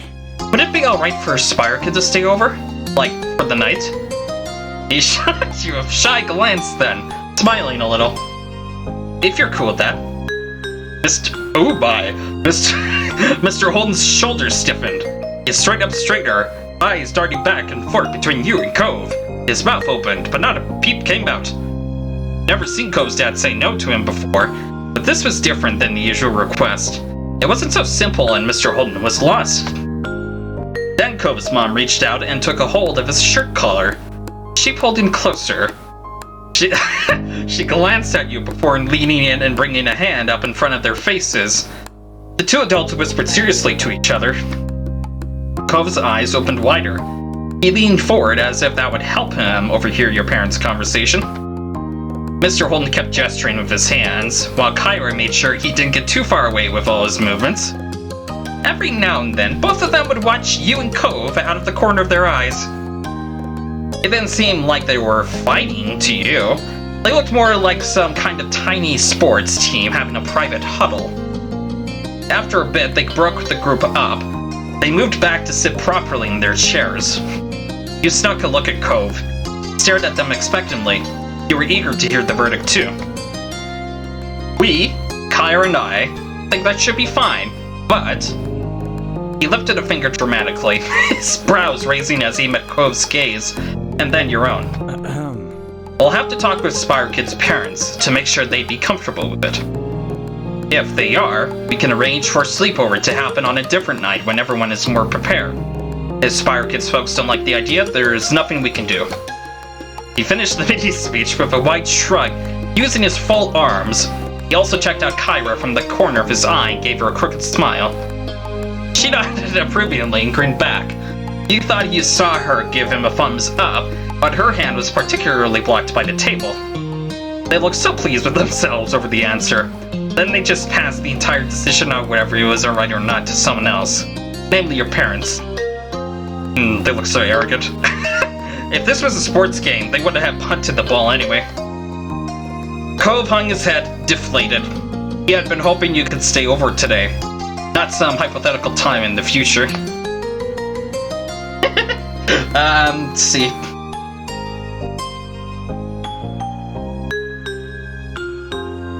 Hey, you could always sneak into my room again. Cove's eyes sparkled at this suggestion. You wouldn't be surprised to have him knocking on your window sometime. Though, he likely still would without the invite. With that, dinner finally came to an end. Mr. Holden stood up from the table and began collecting empty plates. Cove was asked to help out, which he did with little fuss. Kyra tried to lend a hand as well. However, Mr. Holden didn't let her. It seemed she was barred from cleaning as well as cooking. You weren't allowed to chip in either, since you were there as declared guest of honor. Although the meal is over, the night wasn't. It looked like you weren't going home just yet after all. You were asked to wait on the couch. While Cove and his dad were cleaning up the mess, Kyra disappeared down the hall after shooting you a wink. It was a bit strange, sitting by yourself while everyone else had something to do. Luckily, you weren't alone for too long. After a couple of minutes, Cove's mom returned with a deck of cards in hand. She strolled into the room confidently while shuffling. So, who's up for a few rounds? Cove and his dad looked over their shoulders at the question. They were mutually intrigued by the cards in her hands. She beamed at their expressions and stepped further into the living room. Ignoring the couches, she sat cross-legged on the floor by the coffee table. She turned to you and gestured at the space beside her, smiling invitingly. You accepted and followed her lead. The living room carpet was soft, though the hardwood floor underneath could definitely still be felt. Kyra did an overall shuffle while she waited for the others to finish their tasks. The smile had yet to leave her lips. Great! This is going to be good. You joined her enthusiasm. Cove's mom is funny, upbeat and easygoing. You leaned closer to watch her expertly shuffle the cards. It didn't take much longer for Cove and his dad to wrap things enough to call it good. Cove's dad appeared first, followed closely behind by Cove. Mr. Holden rubbed his hands together in anticipation. Alright, I'm ready. As he took a seat across from you on the floor, you noticed that Cove hadn't joined them. He went straight down the hall instead, without even a word. You stared on, confused, as he disappeared through his bedroom door. Cove's parents didn't look concerned at the stunt. Kyra nonchalantly split the deck of cards into two and riffled the halves together while offering an explanation of sorts. Cove doesn't keep his wallet with him when at home. He puts it away. What? Cove quickly returned to the living room, a black wallet in his hand. He took a place at the foot of the table with the rest of you. You blinked as Cove unzipped his wallet. You all use real money on card games with family? While you sat there, your hands idle in your lap, the three shot looks at one another and size each other up. Yeah. That's right, $5 per round per person. Winner takes all. Go big or go home. Oh, are you planning on kicking Sparkit to the curb? Or do you intend on donating to the guest of honor's pot, Mr. High Roller? Mr. Holder narrowed his eyes and leaned back against the side of the couch, completely at ease. No worries. If Sparkit wants to play, I'll fund his way in. Don't you worry about that. He rested her arm across the top of a knee that he propped up. Whoops. Cove's dad was acting slick in a way that you'd never seen before. I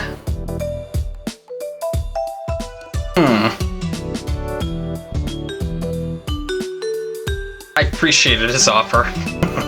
Thanks, Mr. Holden.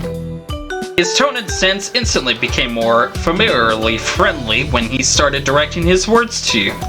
No problem. You can count on me. You can let me pay for Spyro-Kid. He's my friend. Mr. Holden grinned with a chuckle. Good kid. Alright, bud, I concede. You're too polite for me. Well, you've got your ticket. Interested in throwing in? You glanced around. This seemed like serious business. In response to your consternation?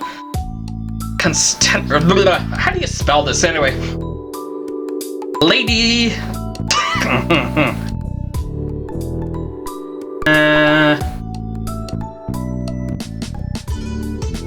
Oh, I forgot where it was.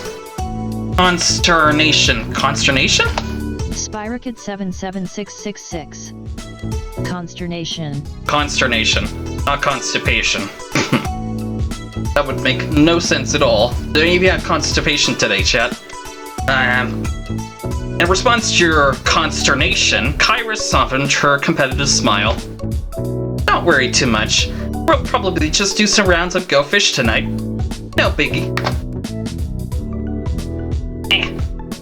Do you mind? Lictar, what was your thing going on about a threesome? What are you doing? What do you think? I joined in. I'd love to play. Mr. Holden gave you a big thumbs up, while Cove nodded firmly back. Decent? Sometimes you won, sometimes you lost. You like to think you weren't bad at it, though. Fantastic. We'll play for however long everyone wants to keep going. or until people start running out of cash, but are still refusing to quit while they're behind. Speaking for yourself, I see. With a laugh, Kyra nudged you using an elbow, then motioned towards the other two with her chin. Don't be fooled by their soft faces. These boys are sharks. In reaction to her words, Mr. Holden smirked, and Cove's eyebrows became more angled. Kyra's phrasing made you think back to when you were young, specifically of Mr. Holden's favorite shark pants that he used to wear all the time. Perhaps they had been a fit for him in ways he didn't know of. You could feel tension in the air. Cove and his parents glued their eyes to one another and then placed $5 bills in an empty space in front of them. Cove dropped an extra one for you, giving you a tiny smile after he did. Once this was done, Kyra began dealing out cards to everybody. It was time to begin. The first round came and went quickly, with the group getting into the groove of things. You won right away, which meant you had money to keep playing the second round. You're natural. Nicely done. You better keep those wits about you for the next round, though. As the night went on, so did the games. Mr. Holden would jokingly shake his fist whenever something other than him got a pair. Kyra acted as a news anchor, reporting on every move everyone made by speaking into her curled fist. Cove was still of a few words, but now it was because he was focused on the game instead of becoming overcome with awkwardness. Most of the time, he even spotted a smile on his lips. You won quite a few games to your delight. You had a hefty money pile on your side of the table. You must regret paying Spirekid's way in now, huh? No way. Spirekid might be beating me, but he's also beating you two. Cove turned towards you and smiled, looking pleased at your ability to match his and mom and dad. Oh, I'm not bad at all, don't worry. You grinned at him, touched by his speedy comeback. It became clear that where the money went into the moment that didn't really matter. They ended up giving it back to one another in other ways, and not just through more rounds of cards. You sat back looking over the scene, a tiny smile grew on your face. Cove's family was pretty cool, but you were glad you got this chance to come over to spend time with the three of them. Alright, that's the dinner moment. Okay, we're just gonna take another quick break. Just need to freshen up my nose and throat, cause seems like all this talking is just building me up. Don't go away, I'll be right back.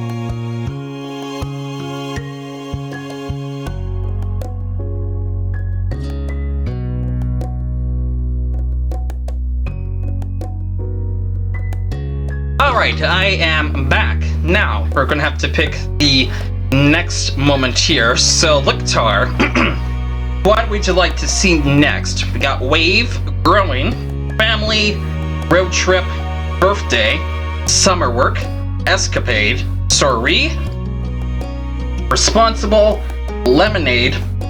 Oh, wait a minute. This story is with Cove, and this story is with Derek. Siblings and Boardwalk. Which one would you like to take a look at here?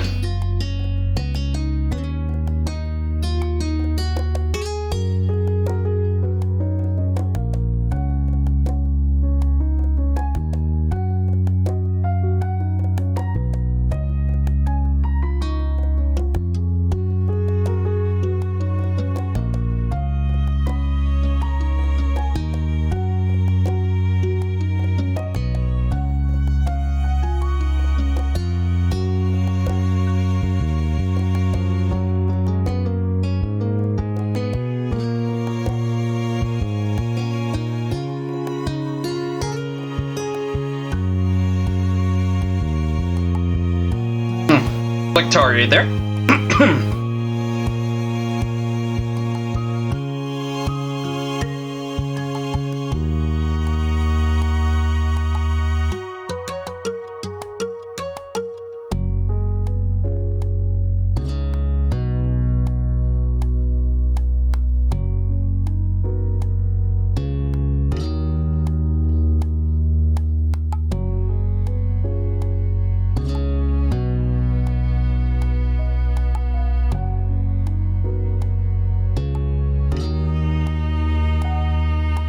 Okay, looks like Lictar's not here at the moment, so I'll just pick one.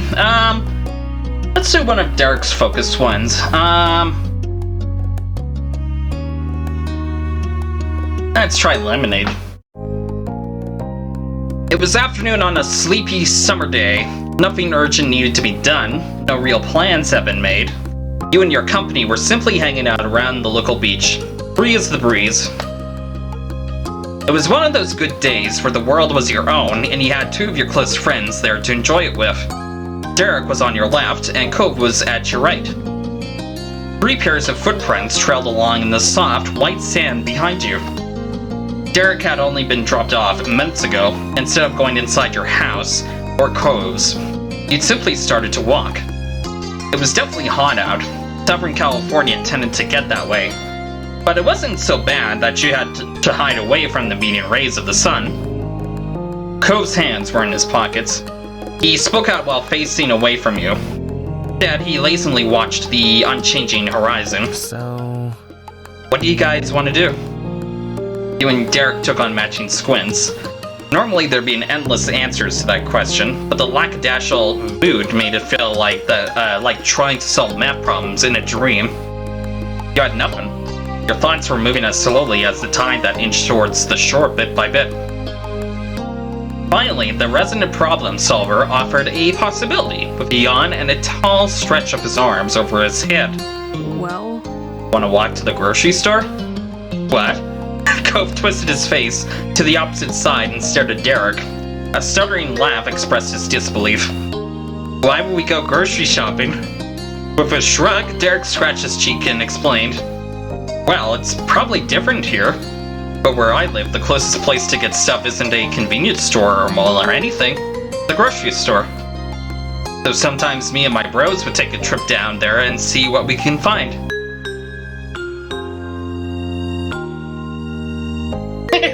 When did you find grocery? Why is that? Why do I find that funny? I'll try to... when did you find groceries?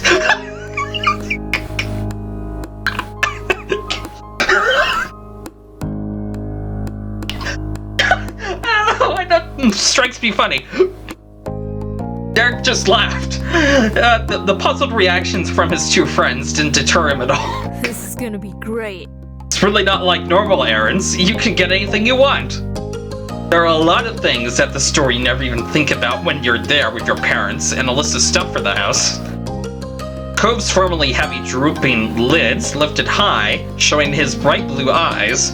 You glanced between you and Derek for final confirmation that you were seriously doing this today. Why don't we go to the grocery store to find groceries? That's an excellent idea! Derek had complete confidence in his stance. It could be interesting. The corners of your neighbor's mouth perked up as well. Sure. Okay, let's go grocery shopping. Oh, I said that. Cool. It was another successful bit of improvising on Derek's part. He put his hands on his hips eagerly. Let's go. I'm pretty sure I know where your store is, but the 2 of you should probably lead the way. Leave it to us. Cove puffed his chest out with pride. He was a true local to the town after being there for so many years. And your walk continued, now with an actual destination in mind. You retraced the remnants of your steps in the sand, heading back to the neighborhood, then up the hill and out of the residential area. When you turned onto Main Street, the grocery store was already visible in the distance. It also wasn't going anywhere, so you enjoyed the stroll together. But would arrive when you arrived. Derek continued to sell the concept of his plan by recounting stories of him and his brother's past adventures in grocery land. But So, we gotten super lucky because the discount rack had a whole cherry pie way off. Me, George, and Nico pooled our pocket change to get it. And then we had an entire pie just like that. We sat outside on a bench near the store and ate it from the pan. It was cut into 6 slices. We let the kids have 1 piece each. It was already a lot of sugar. I didn't want to make them food sick. I tried to come up with how we were going to explain half the pie to Mom, but Nico had his own idea. He took a slice he wasn't allowed to eat and instead threw it at George. Cove's mouth gapped open at the audacity. Derek laughed out loud at the memory and the response it got in the present. He'd already been watching way too many cartoons with bites and pies to the face, I guess. You'd believe that. If there was one thing Nicholas loved, it was Derek. If there was another, it was cars. And if there was a third, it was copying things he'd seen others do. obviously. George didn't let that slide, and he took the 5th piece of the pie and squished it right into Nicholas's hand. His hair was covered in dark cherry goo. It was a mess, but if you can't beat them, join them. I dumped the last of the pie on myself. Why? It stopped them from fighting over it, and it would have ended up feeling bad if they got messy and I didn't. Nicholas didn't think very far ahead. Oh, what did you do next? Honestly, We found a water fountain around the back of the grocery store and tried to scrape off as much pie as possible. Then we went home. Mom still figured out what happened, and we had to take real baths. We all had to take real baths. That was a good time. A fond smile settled on Derek's face. He glanced up to the sky while getting lost in the entirely private moment of reminiscing. Cove was still reflecting on the story with amusement. Grocery stores were exciting than I thought.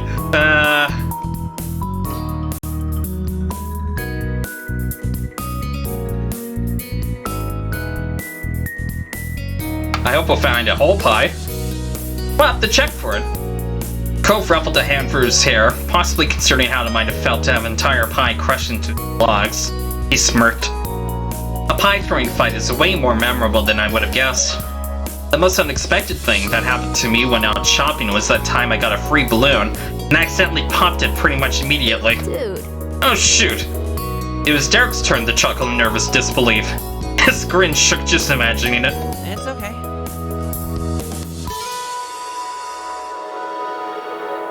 Rest in peace, his dolphin balloon.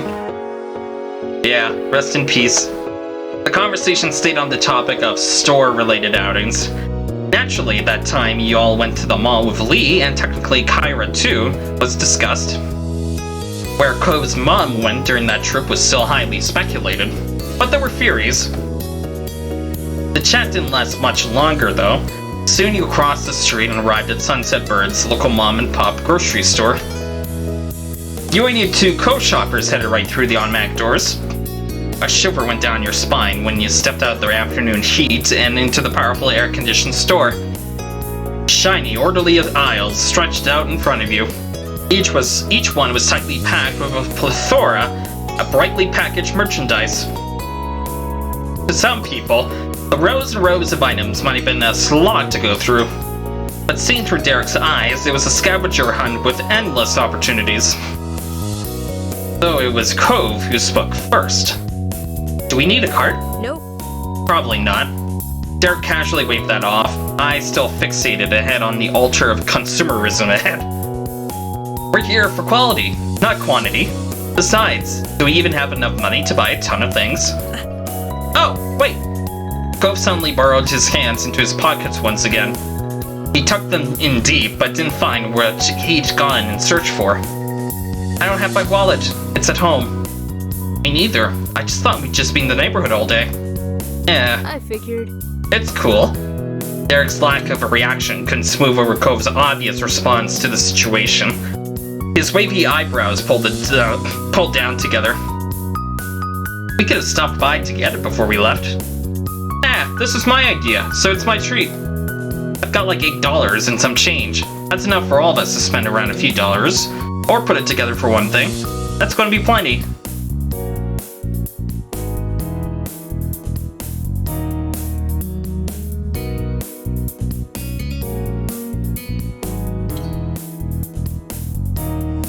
Thanks, Derek. No problem. Having limited funds is the best part.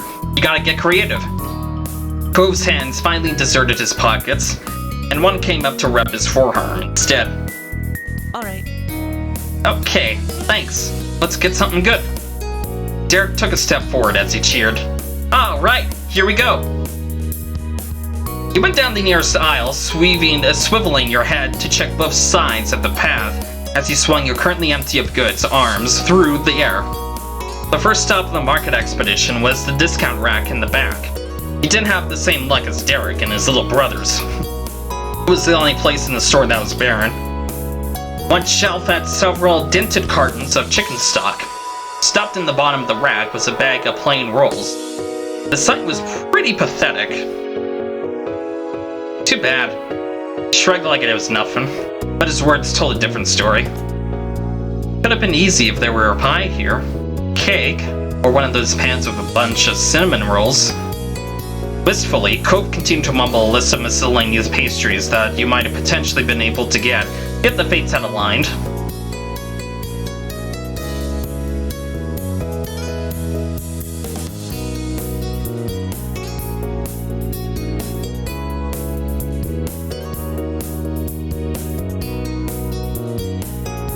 We can still get the stock. It's such a good deal. You got a laugh from both boys. But keep it in mind as an option. There's still plenty of possibilities. And if push comes to shove, we could afford a smaller treat. Like getting 3 boxes with 1 slice of cake each.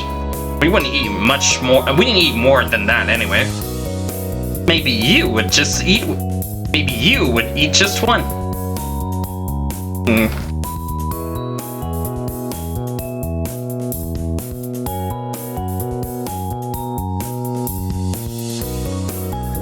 Cove could have eaten half the pie himself. Whoa.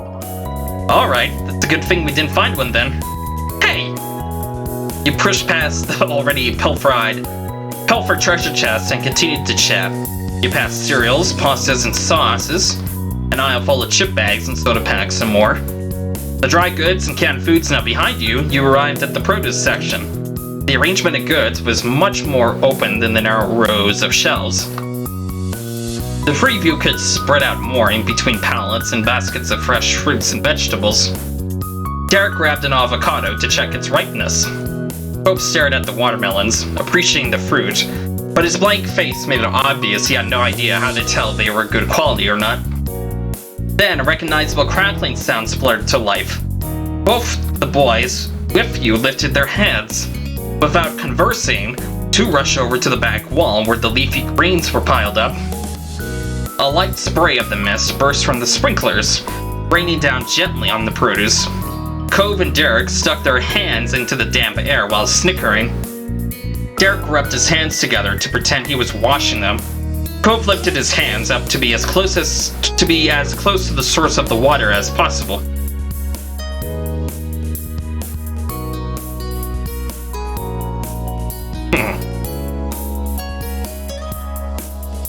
I also had my hand in the veggie mist, why not? You made your own dash across the floor to enjoy the tiny dusting of water drops on your fingers. The impromptu public shower ended shortly, and was back to the center of the space for you. Knowing grins were shared around you as you regrouped, there was a comfort in realizing someone else had the same silly habit as you. With the distraction over and the main goal unresolved, Cove helplessly glanced over the store. He was totally stumped. There's a lot of things I like, but I don't have to get any of it now. How do we pick? There was a whine in his tone, and he crossed his arms out of frustration. Derek kept it light, same as he would when dealing with his much younger siblings. Dude, you need more imagination. Turn lemons into lemonade. I've got a plan. Actually, wait, yeah. That's what we should do. We can get some lemons and make our own lemonade. The concept struck Cove just as much as Derek. Oh, that would be cool. Now that's an idea. Thanks. Derek marched with purpose to a box that was heavy with mesh bags of the desired yellow citrus. Tapped a finger to his chin, then bounced from one foot to the other. Derek was suddenly a lemon connoisseur who scrutinized the offerings with utmost focus. He selected 2 bags, one in each hand. The bottom of each pack was set against his upturned palms. Derek jiggled the lemons and tried to get a sense of their weight. Finally, the bag on the right was deemed superior, and Derek carefully laid the unwanted bundle back onto the stack. Then he lifted the winner high, showing it off to Cove and you. I've got my thing. It's only $3. Your turns. This time Cove didn't look aimlessly at what it was in front of him. He shut his eyes and put all his mind's power into conjuring up an answer. Soon, he stole a quick glance at Derek's lemons through squinted eyes, and then he took his turn. Come on. Let's go. You made another trip across the length of the store, this time at a much brisker pace. Cove had a target in sight, even if you couldn't see it yet. He blew past all the food aisles, the pet shelves, and the cleaning supplies. He only stopped when you made it to the one random aisle in the store of cheap plastic kids' toys. This is it. His words were eager and certain. There was childish excitement to Cove that was fitting for the location. He reached a hand into the wall with yo-yos and bubble blowers. His fingers landed on a baggie of water balloons. Drinking lemonade is going to make me want to have fun outside too. We can use this for that. Yeah. Perfect plan, Cove.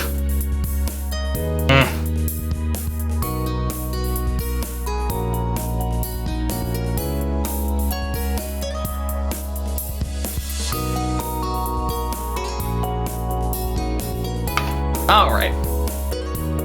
For all his previous indecision, the sweetness of victory was all the more worth it for Cove. His selection was even cheaper than Derek's. $2 and a bit of change. All that was left of Derek's money was $3 and your choice of prize. Derek patiently cradled his bag of lemons, while Cove watched you expectantly, excited to see what the final piece of the puzzle would be. He reflected on the theme that was forming, your own preferences, and the shareability of different goods. In the end, you opened your mouth and said, chips, bubble blowers, yo-yo, gum.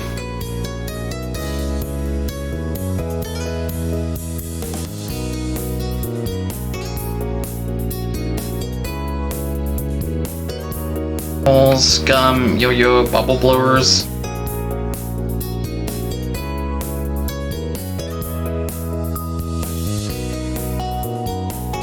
Discount rolls. Did we get the discount rolls for real? Derek and Cove showed a look and then followed up with matching shrugs. It'd be nice to have something to eat while we got a drink. Yeah. You got to lead the way out of the toy aisle and back into the thick of the grocery store traffic. You wandered around the aisles until you found the right spot. You took another minute to pick out the best rolls and then you were done. With items in hands, you, Derek, and Cove went through the checkout line. Derek dug out his pocket change and paid for your odd arrangement of items. None of you bothered to get a bag. Derek's was already in one, and you and Cove could easily carry your own things on your own. After a successful grocery trip, you returned to the great outdoors to walk back to the neighborhood. This kind of outing reminded you that it wasn't about what you were doing. What counted was who you were doing with. Outside, you grabbed it in front of the crosswalk and wait for a chance to get back on the main sidewalk. While standing around, it was unanimously decided that you would bring your goods to Cove's house and make the lemonade there. Your home had the risk of Elizabeth deciding she wanted a pre-dinner snack. She wouldn't appreciate having a lemonade-making operation in the way. There was no worry of that in the Holden condo. Cove's mom and dad were out, and even if they weren't, they were his parents, not his bossy big siblings. He wouldn't even dream of throwing the three of you out of the kitchen to use it instead. Derek was thinking along similar lines based on what he said next. Honestly, man, I can't wrap my head around what it's like to not have any siblings hanging around the house at all. I don't mean that you're weird for that, just, it's gotta be so different. Really? Is it? I have my dad here. My mom is staying right now too. I guess. Yeah, but that's not the same. Parents take care of the kids, and the kids have a bunch of stuff they need. Every day has to be about me and my brothers. If we all go out to eat, will everyone like the stuff there, or will George be too picky? Are we all old enough to do whatever the thing is, or is Nicholas too little? My birthday is the only time I can do everything that I want for the whole time, and I still choose to keep my bros in mind even though my parents don't make me. It's okay. I don't mind, but it's crazy to imagine in a world where I don't have to do that. Huh, I hadn't thought about that. Cove's eyes darted back and forth, and he bit the inside of his cheek.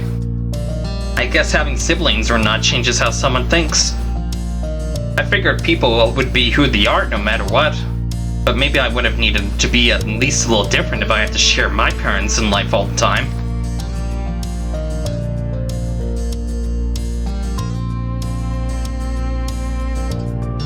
I can relate to that, Dirk. Elizabeth definitely has impacted my existence. Yep, siblings do that. But The road was clear, so Derek got the conversation and his legs moving again. He started preparations by listing off what you need to gather when you made back. Sugar. Ideally some ice and really cold water. A pitcher or something like that. Do you have one of those lemon squeezers? We can do it by hand if we gotta. With every object Derek recited, Cove nodded along plainly, but he was watching something off in the distance.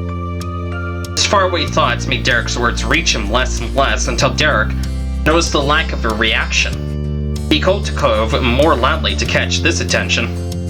Are you okay, dude? Cove blinked his brain and snapped back into place in the center of his head. It's nothing. What were we talking about? Derek spun his lemon bag into a mini tornado by twisting it around tight from the bottom and then releasing it. He snickered. no worries. I was just making plans for making the lemonade. Okay. The rest of the trip passed by comfortably. Derek carried the conversation and Cove really paid attention from then on. Once you arrived in your neighborhood and reached Cove's front door, the resident of the building opened it up without needing a key. It was already unlocked. Derek gasped upon seeing such a lack of security. Cove, however, was so relaxed and content that he yawned while going inside. That unknowingly cut off Derek's chance to question Cove about his choice not to lock the door. He simply followed his friend inside, as you did as well. Cove leisurely across his living room to drop his bag of water balloons on the coffee table for later. You left your rolls there alongside it. I'm on it. Alright. Derek went straight into the kitchen. He had his lemon bag over his shoulder like a gym pack and flipped it over to sit beside the sink. He slipped his thumbs through the holes of the mesh and tore it. Where's your coat, Lander? Cove paused, looking incredulously at the wall. Then he turned and projected his confusion across the counter towards the source of it. What? By what? Undeterred, Derek was quick to offer a rephrase. A strainer. In the lower cabinet, the one on the left. Derek pressed his hands into the marble and leaned forward with a grin. Thanks.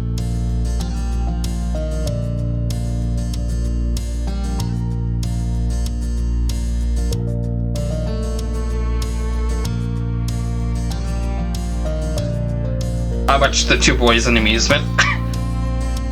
I didn't really know either. I'm not good with kitchens. Then the spiky-haired chef ducked down and disappeared from your sight. If you could call someone who made lemonade a chef, that is. When he popped back into view, framed by the back wall and the support beams at the front of the kitchen, Derek was holding a silver strainer. He plopped it into the sink, and it sharply clinked against the metal basin.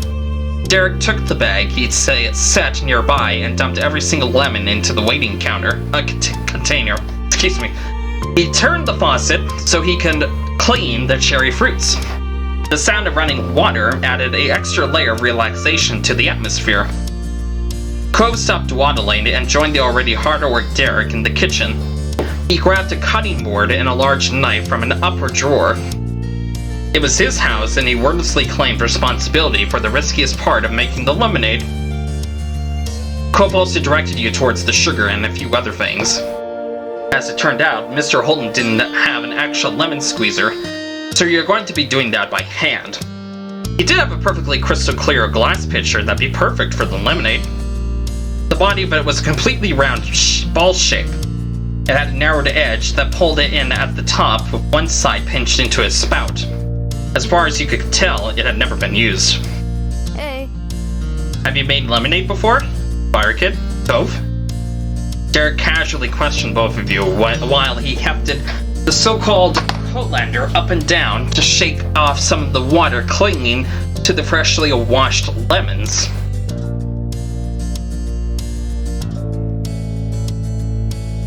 Maybe? I don't remember. I've made really simple lemonade before, just for me. I'd squeeze one lemon into a glass of water and dump in a spoonful of sugar. It wasn't that great, but it was easy. Cool. Derek hummed while placing lemons on a clean kitchen towel. He took a fruit from the colander with his left hand, passed it over to his right, and placed that down while grabbing a new one. It's all good. I made it before too. Fresh lemonade is so good. I'm so excited for this. So am I. Your tools were all prepared now. So the team shifted into the actual creation of the traditional summer drink. Cove would cut the lemons into chunks. Derek gave Cove a tip to roll the lemons against the board before slicing them to get the juices going. Him and Derek worked hard together to squish the fruits. He squeezed lemon parts over the pitcher itself with a smaller strainer balanced over the mouth of it to catch the seeds. Piece by piece, you crushed the thick peel in it into itself to pop the little sacs of juice in the fruit. The tips of your fingers began to wrinkle after a while. But slowly, a murky liquid pooled at the bottom of the glass container. When enough fruits were chopped, Cove joined in at the juicing effort. The three of you huddled around the counter together. You leaned over the one pitcher and strained to get everything you could out of the little yellow menaces, while not accidentally squirting acid into anyone's eyes. The precariousness of the situation aside, Cove continued the conversation with a question of his own. Derek, you've made lemonade, but did you ever do the whole lemonade stand thing where you try to sell to random people who pass by? Oh yeah, it was a mess and I think we only sold like 2 cups. Nicholas kept drinking our supply and George's effort to stop him spilled even more of it. Oh man. Plus the 2 kids fighting over the lemonade jar probably scared people away from the stall. But it's not like I was expecting that to be some kind of an entrepreneurial success. So it was Nico and George to have fun, and they did, mostly.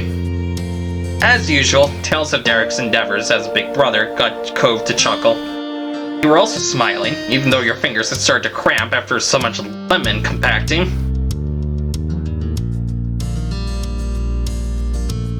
I didn't ever try. I could never talk to strangers like that. Yeah, that's a mood. Hey, that's fair. It was pretty awkward whenever anyone did come by. Man. But man, all this business talk makes me think about how I only met either of you because my dad partnered with Cove's dad's business. If that hadn't happened, you probably wouldn't even have ever learned I existed. You'd still know each other, obviously. Derek squeezed his 12th lemon chunk with a fittingly sour expression on his face. He'd accidentally made himself feel like a third wheel. In the cluster of human juicers, Derek was in the middle, yet he began to fade despite being right next to you. You and Cove looked at one another from over Derek's lowered head.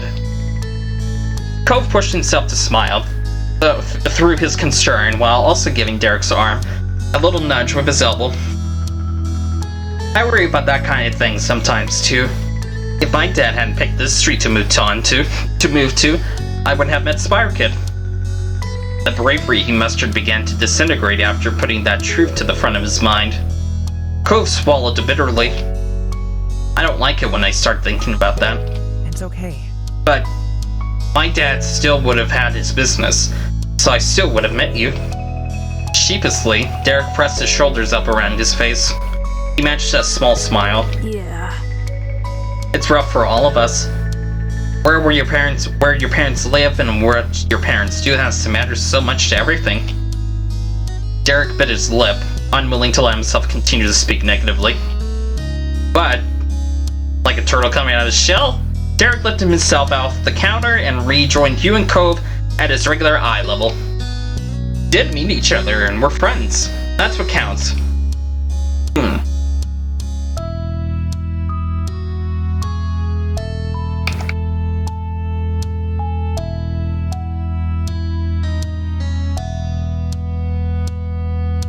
See. That's for your best to worry over those things. No, at least it's not just me. But sorry it's not just me dealing with that. Cove quietly watched over his friend, soothed by his uplifted mood. Then his lips parted as a pleasant thought came to mind. Hey, this is where I was standing when I first met you. Right? Oh yeah! Derek bounced up on his toes and tossed the lemon piece he had been working on over into the trash can. It landed inside perfectly. But I was on the other side of the counter back then, and now I'm here in the kitchen with you. That caught your ear, and you lifted one of your brows. You remembered the night Cove told you that he met a new kid named Derek, but he didn't really say much about it. All you really knew was that their parents had started working together, and then Derek began to come around the neighborhood for visits. Derek could recognize an intrigued audience when he saw one, and did what he knew how to do, tell the rest of the story. Mr. Holden invited my dad over for a meal at his house after their partnership was official. He talked about Cove before, when him and my dad were getting to know each other. You can't get away from hearing about Mr. Holden's top-notch son if you spend any time with him. Off to the side, Cove mumbled with embarrassment over what he had clearly thought was an unnecessary addition. Derek laughed the minor interruption off and went on. So my dad suggested that I come too. Since we were the same age, Mr. Holden was apparently really into the idea. I had no idea what to expect from something like that, but I went to go to a sort of business dinner with my dad. It felt pretty cool to be invited, and then I went. Whatever I was imagining before I got there, Mr. Holden definitely wasn't it. I thought my dad was casual for a professional business person, but Cove's dad takes the cake. A warmth came to Cove's expression, not the red-hot heat of fluster from before, but a gentleness that was based on his honest love for his parent. A lot of people don't expect Dad to be how he is now. What did you think about me when you first met me, you know? Derek mindlessly scratched his damp hand against the back of his head. A stray lemon seed clung to one of the spikes of his hair. He didn't want to cut the two off, so the little bit went unmentioned. No way. Honestly, when I spotted you in the back of the kitchen, I thought Mr. Holden had another older kid he was hiding, because there was no way that guy was 13. You were so tall and fit and you just stared at people. You seemed like a tough upper grade teen who would never talk to somebody like me. You snickered under your breath. If you didn't know any better, you'd think he was describing Elizabeth. Having that description be assigned to Cove Holden of all people was hilarious. Cove was equally startled by Derek's choice of words. His eyes opened wide in amazement. Thought I was tough. Yeah, I did, but thought is definitely the right word for that. That instantly put Cove into a pouting mood. He pressed both his palms against the marble countertop, not bothering to squeeze another lemon. Cove didn't want to play anymore. Derek leaned his shoulder against Cove's side affectionately. He reached past him to the lemon slice Cove wasn't using and started to juice it himself. Sorry. There's something wrong with being a softie. I like that about you. Bringing Derek's statement to life, Cove visibly relaxed his stance. The tone of his voice was equally delicate. I guess it's not bad. Cove was honestly kidding himself if he thought he was anything other than a sensitive sweetheart.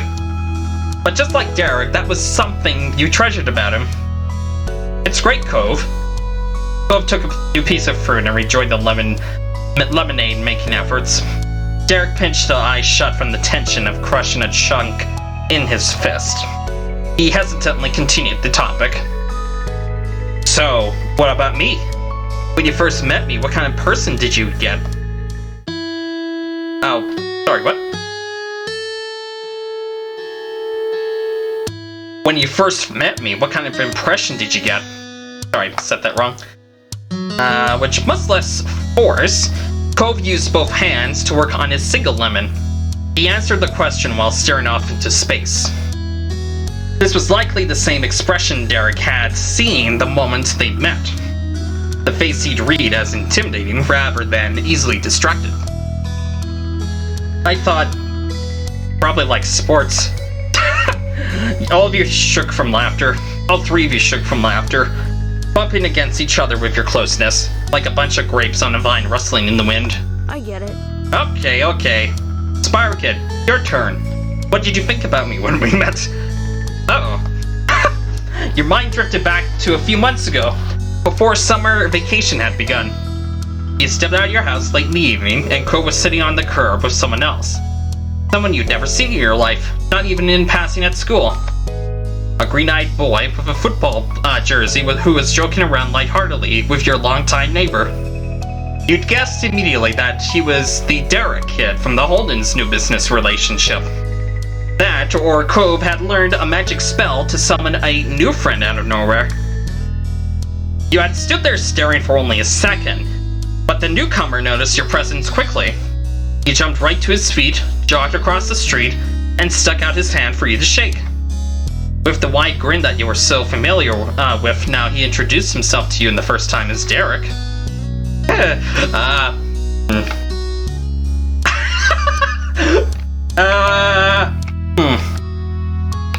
do I want to go about this publicly with those two?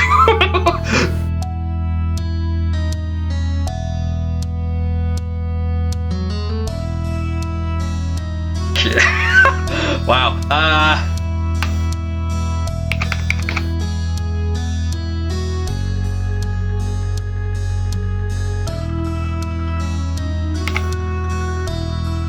What would happen if I did pick this? Aww. Oh, wait. I thought you were so nice. Aww. Thanks. I'm kind of curious. I thought I thought you were cute. Really? Wow. Thanks. Jesus Christ. Aww. Oh my god.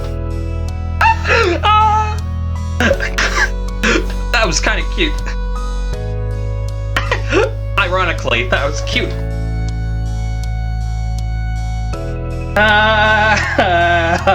What do I even say? I mean,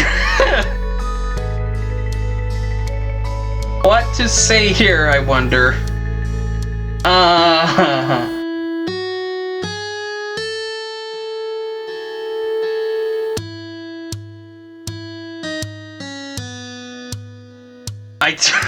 I too thought this guy liked sports. Okay. Well, yep, well, fair. Okay. I didn't know what to think. That's alright. Jesus. I thought you were the politest teenager I'd ever met. Ah. Thanks.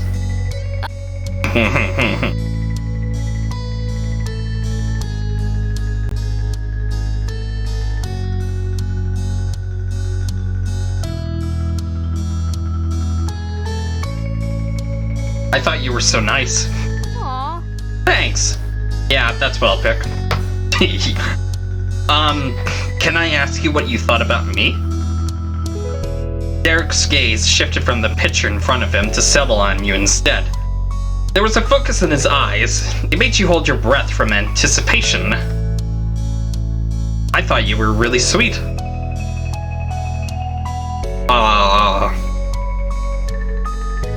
That got me. You'd hoped you'd be able to inhale again after he spoke, but that only made it worse. You struggled to get any oxygen in.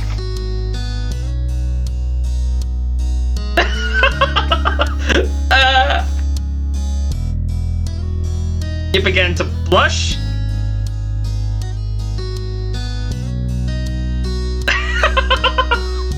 Oh, lordy.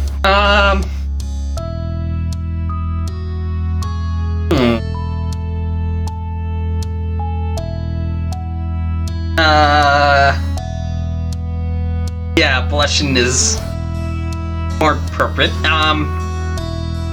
By the way, you have a seed in your hair, and you kept busy by.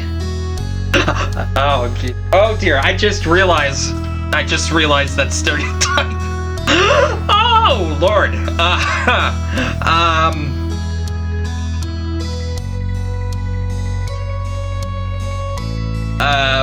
What happens if I pick this? By the way, you have a lemon seed in your hair. Oh. Derek raised his hands through his light brown strands blindly. Unfortunately, he focused on the top and sides, so he definitely hit the right spot. One of your hands covered the laughter coming out from your mouth, and you used the other to point out the target on the back of his head. Finally, he was able to brush the seed onto the floor. He went down to pick it up and dropped it to the side on the counter. Thanks, Spyro. You're welcome. We could add a little of those lemon zest too. I'll do that. What happens if I pick this? And then you kept busy by finding another lemon to squeeze. Okay, so it just skips that. Huh? What was that? Derek fumbled to move the topic to something else. His darkening cheeks were probably the reason why. Oh.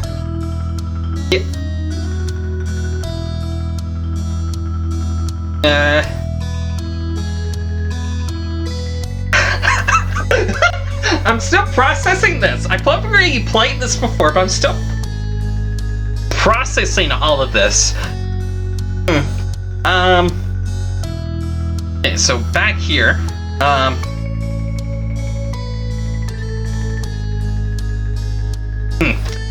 maybe go back to this here.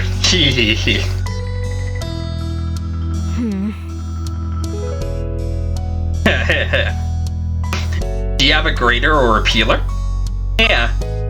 Cove gestured to the same drawer the knife had come from. Derek dug through it until he successfully retrieved a multi-textured grater. Took a step to the opposite side of the kitchen to not get in the way, and worked with his back to you and Cove. Cove tilted his head thoughtfully. He was inspired by Derek's work ethic. If it's going to be fancy lemonade with zest, then we should do that thing where you put the whole slices in too. I can cut a few of the leftover lemons. Cool. Spyro Kid, can you pour the water and sugar in the pitcher so it can start to dissolve? Yep. You started by filling up the sparkly jug with chilled filtered water from the fridge. And you remembered to put ice in the drink too. The diluted lemon juice sloshed around and threatened to spill over as you piled in the ice. You left some space for Cove's lemon slices. Finally, you took hold of the hefty bag of white sugar and pulled it close to the counter's edge. Stray grains of sugar that coated the bag came to stick against your still damp fingers instead. You felt like you were building a sandcastle at the beach.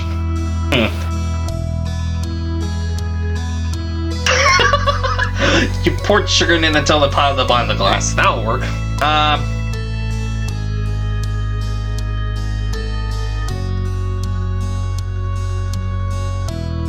How much sugar do we need?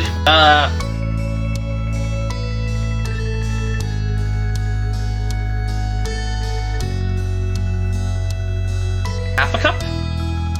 You searched around the kitchen until you found a colorful ceramic mixing spoon. You dunked it into the pitcher and carefully stirred. A quiet smile grew on your face as you watched the bits of sugar swirl around in the pale yellow drink. At this point, the separate ingredients had truly come together to become lemonade. Round and round, you turned the spoon. It was almost hypnotic the way the juice whirled inside the pitcher. Your trance was broken by a sharp hiss at your side. You dropped the spoon, losing it in the depths of lemonade, and snapped your head towards Cove. He was holding his left hand up to his face. A thick bubble of dark red hair had slipped down from one of his fingers and left a streak over his palm. Oh, ouch!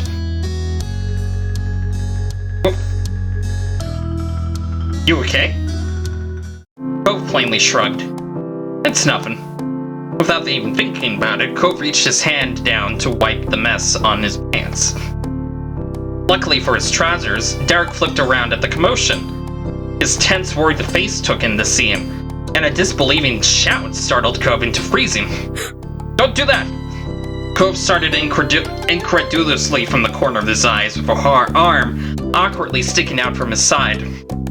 His sudden pause in a strange position reminds you of the red light, green light game you'd played at your elementary school, except that there was no green, and only red in Cove's version.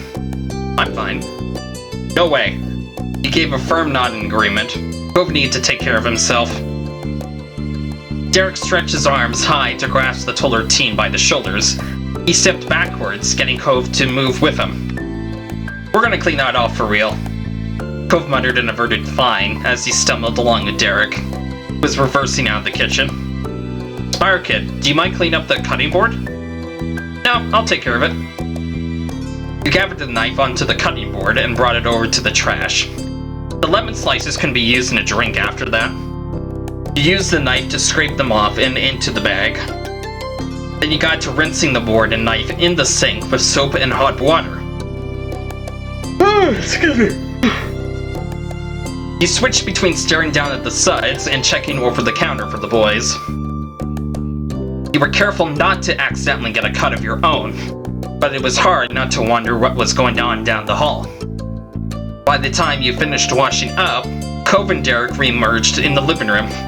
An unassuming brown bandage was wrapped around the cut on Cove's finger. It's okay. It wasn't deep. We washed it off, got it clean, put a bandage on it. Good as new. Derek marched with confidence right back into the kitchen. Cove hesitated in the living room. He waved apologetically. Hey.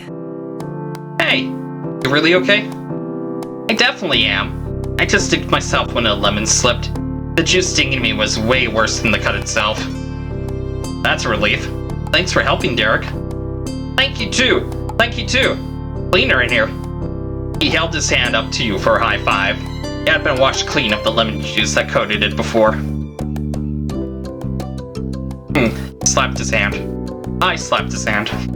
You swung your palm forward and clapped Derek back. Pumped his arms enthusiastically as a follow-up. Cove walked over to join the two of you, smiling ruefully. Thanks for caring. Always, man. What now? Well... He took a second to look between you and Cove as he puzzled out a next step. Then he beamed. Let's try it on a lemonade. It doesn't need the slices or the zest. Derek gave an exaggerated wave across the front of his chest, blowing the whole thing off.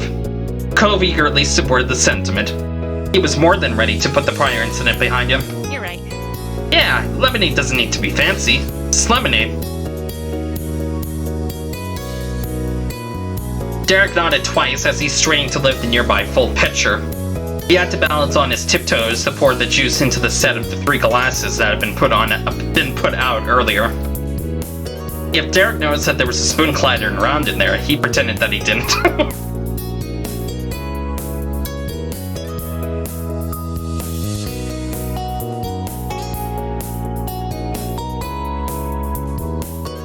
I took a glass for a taste. At the same time, Cove and Derek tipped their cups and took full gulps of the drink. They savored the taste, and you watched as their reactions formed. Cove's brows lifted in surprise, and his eyelashes fluttered. Derek hummed while wiping his mouth. This is better than I thought we'd be able to do. Really lemony. Derek gave a thumbs up to that. Good job, team. You gladly joined them taking a sip, enjoying every drop of your hard work. It's absolutely refreshing. Cove chugged the rest of his drink, then placed the empty cup down firmly. His enthusiasm was continuing to rise. Let's fill the water balloons. Slowly, cautiously, Derek questioned Cove's plan.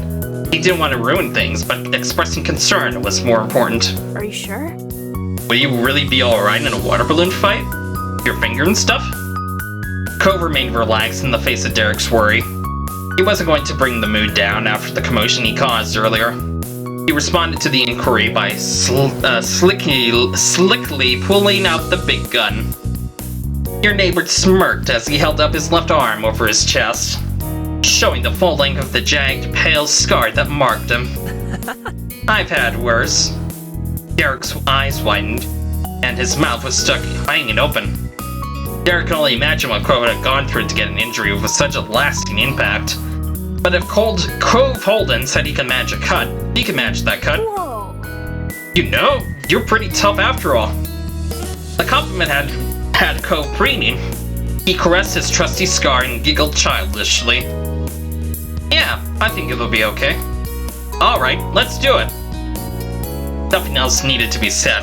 The preview busted open the baggie of water balloons, pushed the tools of your lemonade production aside, and got to work on another summer group project.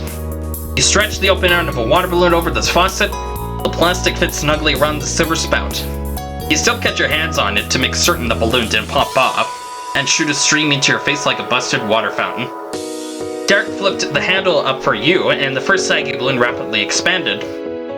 Out of the bag, the balloon was a dark emerald color, but in only a few seconds, the bloated slack of water had stretched so thin the green had almost become translucent.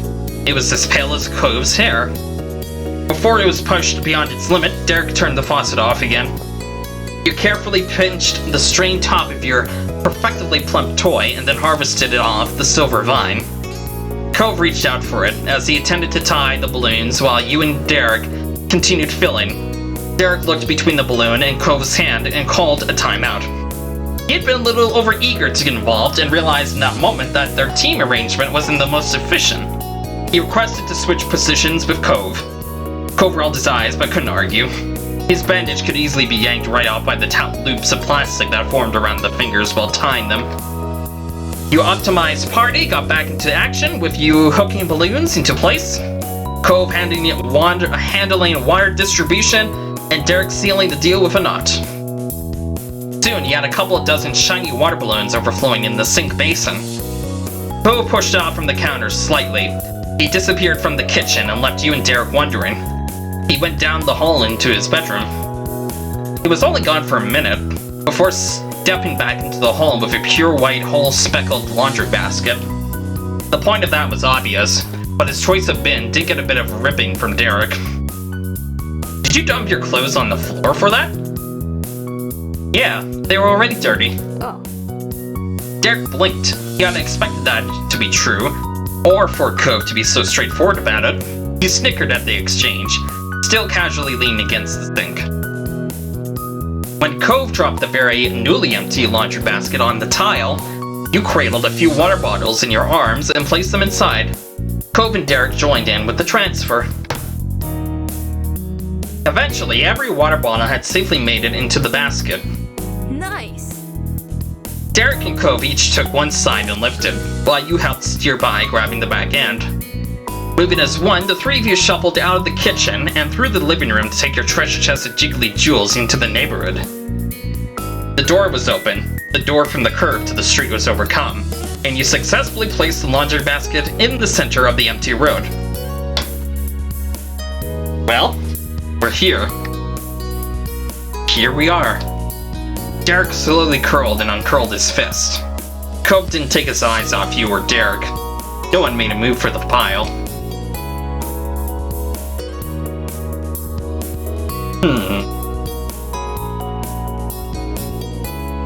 You held your breath from the growing tension. And then, Cove lashed out like a snake and secured a balloon for himself before anyone else could do a thing. But Derek wasn't going to be left behind. He stuck both his hands deep into the mass, and came out with two balloons. You were startled into action, grabbed a weapon defensively. In quick succession, Derek launched one shot at you and the other at Cove. You felt the impact of a solid object slamming against your chest before it burst into a million pieces and the shock of cold water seeped into the front of your shirt. Cove was left sputtering with a dark stain at the lower edge of his top. He shook the head off and chuckled a balloon directly at Derek in return. It exploded against his right shoulder. No one was dry anymore, and no one was safe. The war was on.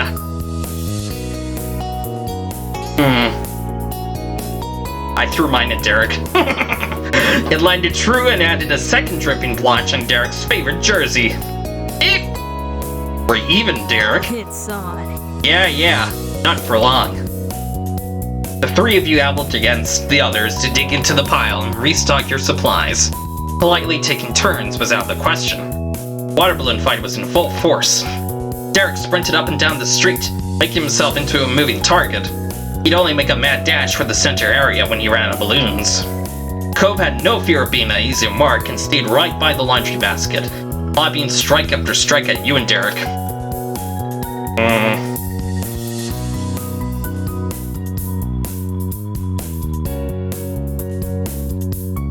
I chased after Derek. As fast as he was, he stayed hot on his heels. Derek had to duck from shots raining over from him thanks to Cove, and watch his back on account of you. He darted around skipping, jumping, and changing course, in a mostly vain attempt to avoid the onslaught, though he breathed heavily through a massive grin. Laughter and water splashes filled the normally quiet Sunset Burwood neighborhood. You were convinced the mean grandparents would jump out and shout about the noise. Luckily, no one interrupted your revelry, and even if someone had, they would have been putting their dryness at risk by confronting your group. Rapidly, the amount of balloons dwindled until each person had only one left in hand, and the laundry basket had nothing except a little puddle at the bottom with scrapes of rubber scattered in it. Arms were held high in the air, taking aim, and eyes shifted from one option to the other. Derek wanted his hand further back. Cove and you couldn't take your eyes off of him. Your teeth gritted as he tried desperately to calculate where the balloon would fly. Would it be Cove or you? However, Derek chose neither. He launched it straight up in the air. It reached an impressive height. You could barely see the speck of yellow against the vast blue sky. Until it inevitably sailed down and smacked against the tarmac. Derek broke into more snickers, the exact moment the balloon broke into 1,000 drops of water. He wasn't the only one amused by the stunt. Cove's smile bent and he opened his fingers to let his balloon drop harmlessly to the ground. Cove didn't pick it back up. Instead, he brutally brought his foot against his own weapon and decimated it under his heel. A jovial truce had been formed between the two. I'm just being so mean to Derek here.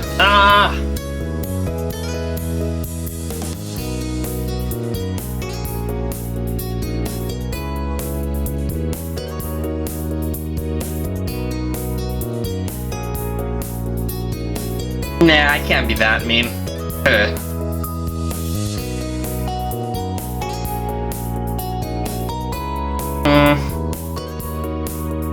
Yeah, I threw mine in the air too. Your grip on the balloon shifted and you made an underhanded toss to send it flying straight back. Derek clapped as it rose and cheered when it fell. He jumped in the air when it made a similar splat on the ground. That was how the grandest battle your neighborhood had likely ever seen came to an end. You were all dripping wet and out of breath, and you couldn't be happier. I'm quite curious, what if I did throw it at Derek or Cove?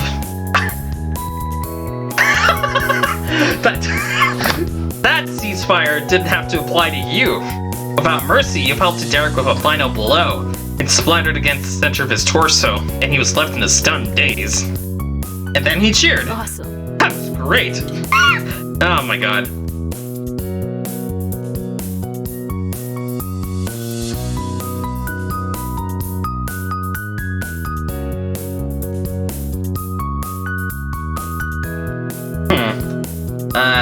Yeah, I just threw mine in the air too.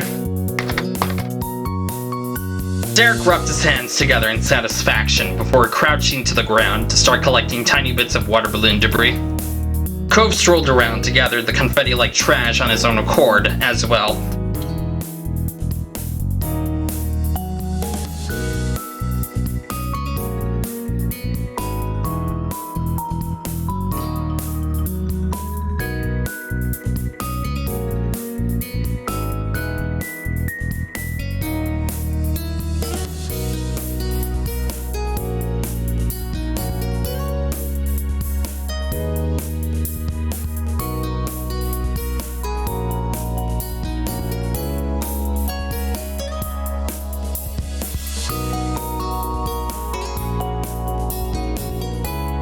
Sorry about that, Lucas.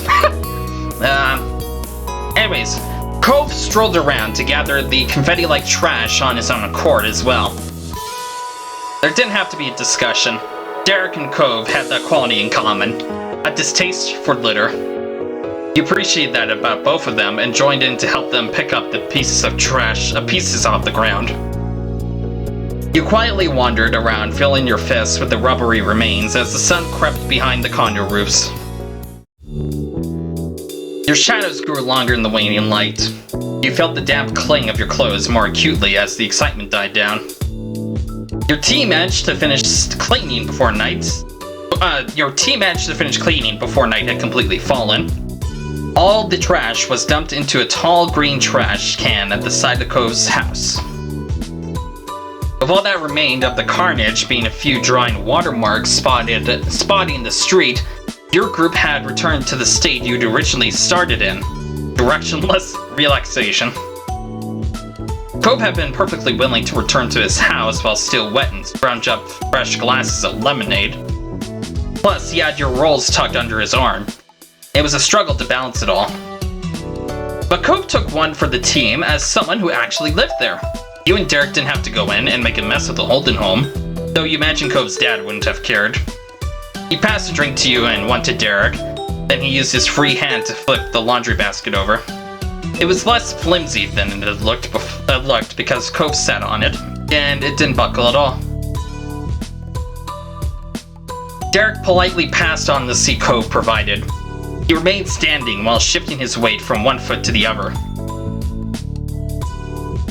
Bye. That being subtle on who I like, does it? Check. Thing. All good. Of course. Stood around with Derek, near Derek. That's where you'd be the most comfortable. Derek welcomed you to the standing section with a grin. Cove quietly took a sip of his lemonade. Derek circled the top of his glass with the tip of one finger, watching Cove. Are you alright? How's your hand? Cove savored another taste of the drink, letting out a refreshed sigh, then answered. It's okay. It's still fine. Cool. The ritual of checking on him was complete, and Derek could only chuckle bashfully over his habit. Cove smiled over the rim of his cup. There was comfort in knowing Derek would always care. In between enjoying the lemonade was plenty of munching on the rolls. It was a match made in heaven. The air was warm enough to be comfortable even with your wet clothes. Lemonade, rolls, and good company. That was what days like these were for. Couldn't get much better. Cove agreed contentedly, without you even having to say so. Summer really is the best season. Same. I think so too.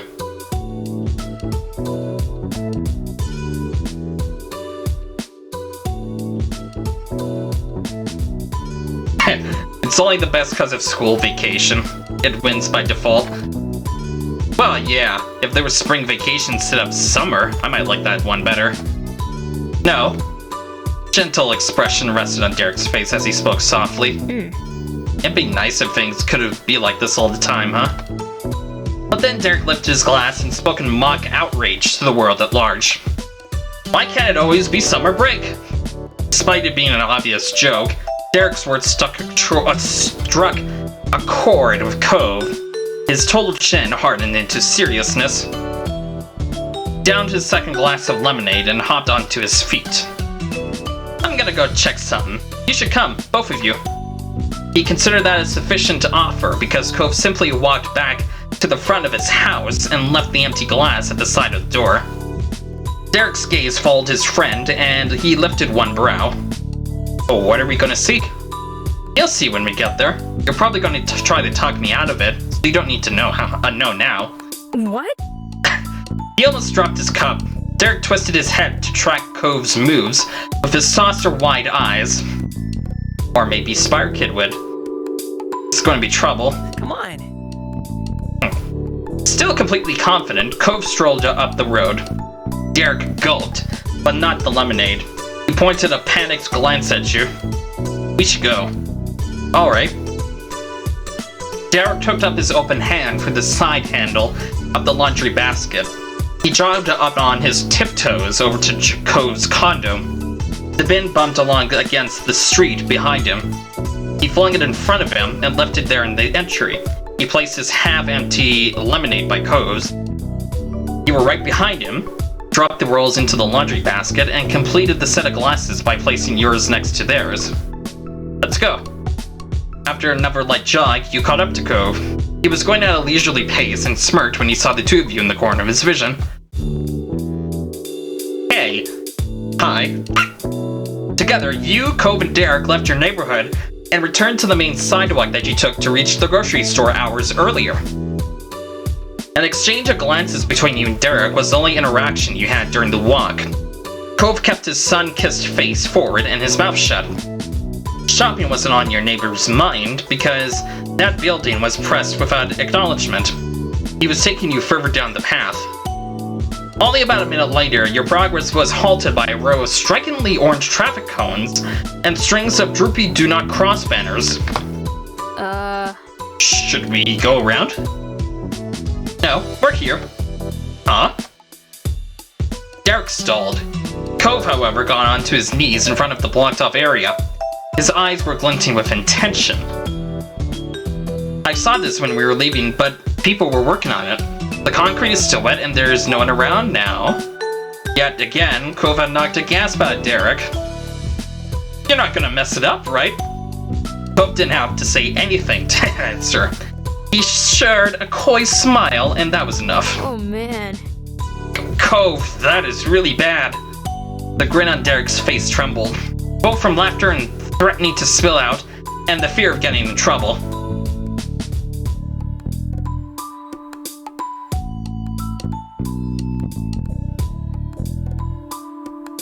What do I do?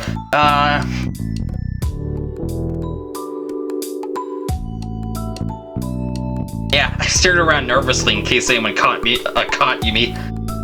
Cove furiously stuck his finger into the muddy gray concrete. He slowly etched out a series of numbers. When he was done, the corner of the block had 2011 scribbled in it for all to see. He surveyed his work with pride while wiping his dirtied finger on the side of his pant leg.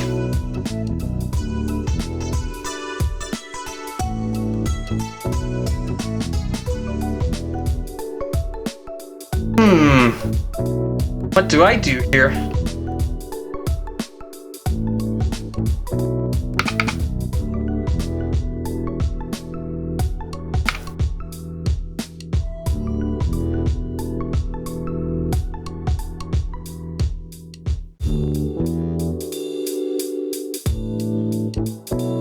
I wrote my initials.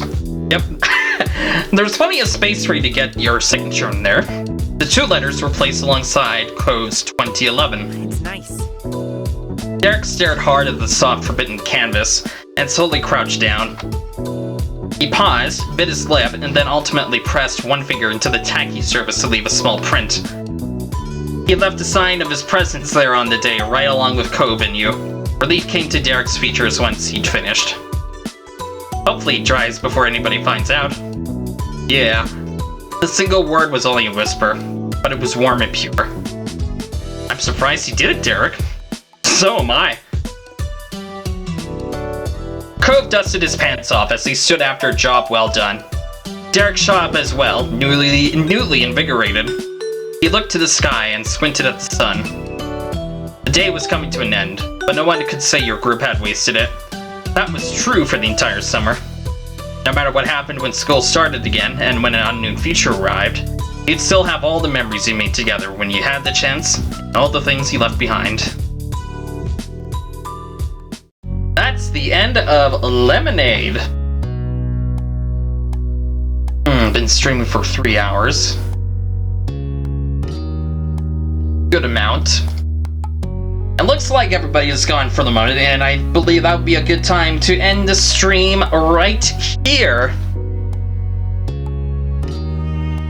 Let me just check on my phone here to see if there's anything cool going on or whatnot.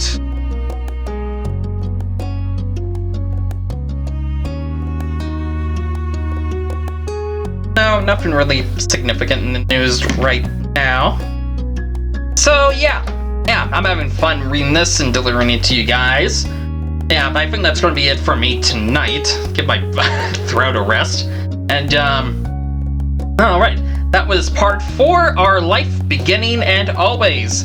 Thank you, Lictar, for coming in, watching, and supporting. Next time, I believe I'll be streaming Dragon Quest. And then after that, it'll be Legend Dragoon Severed Chains.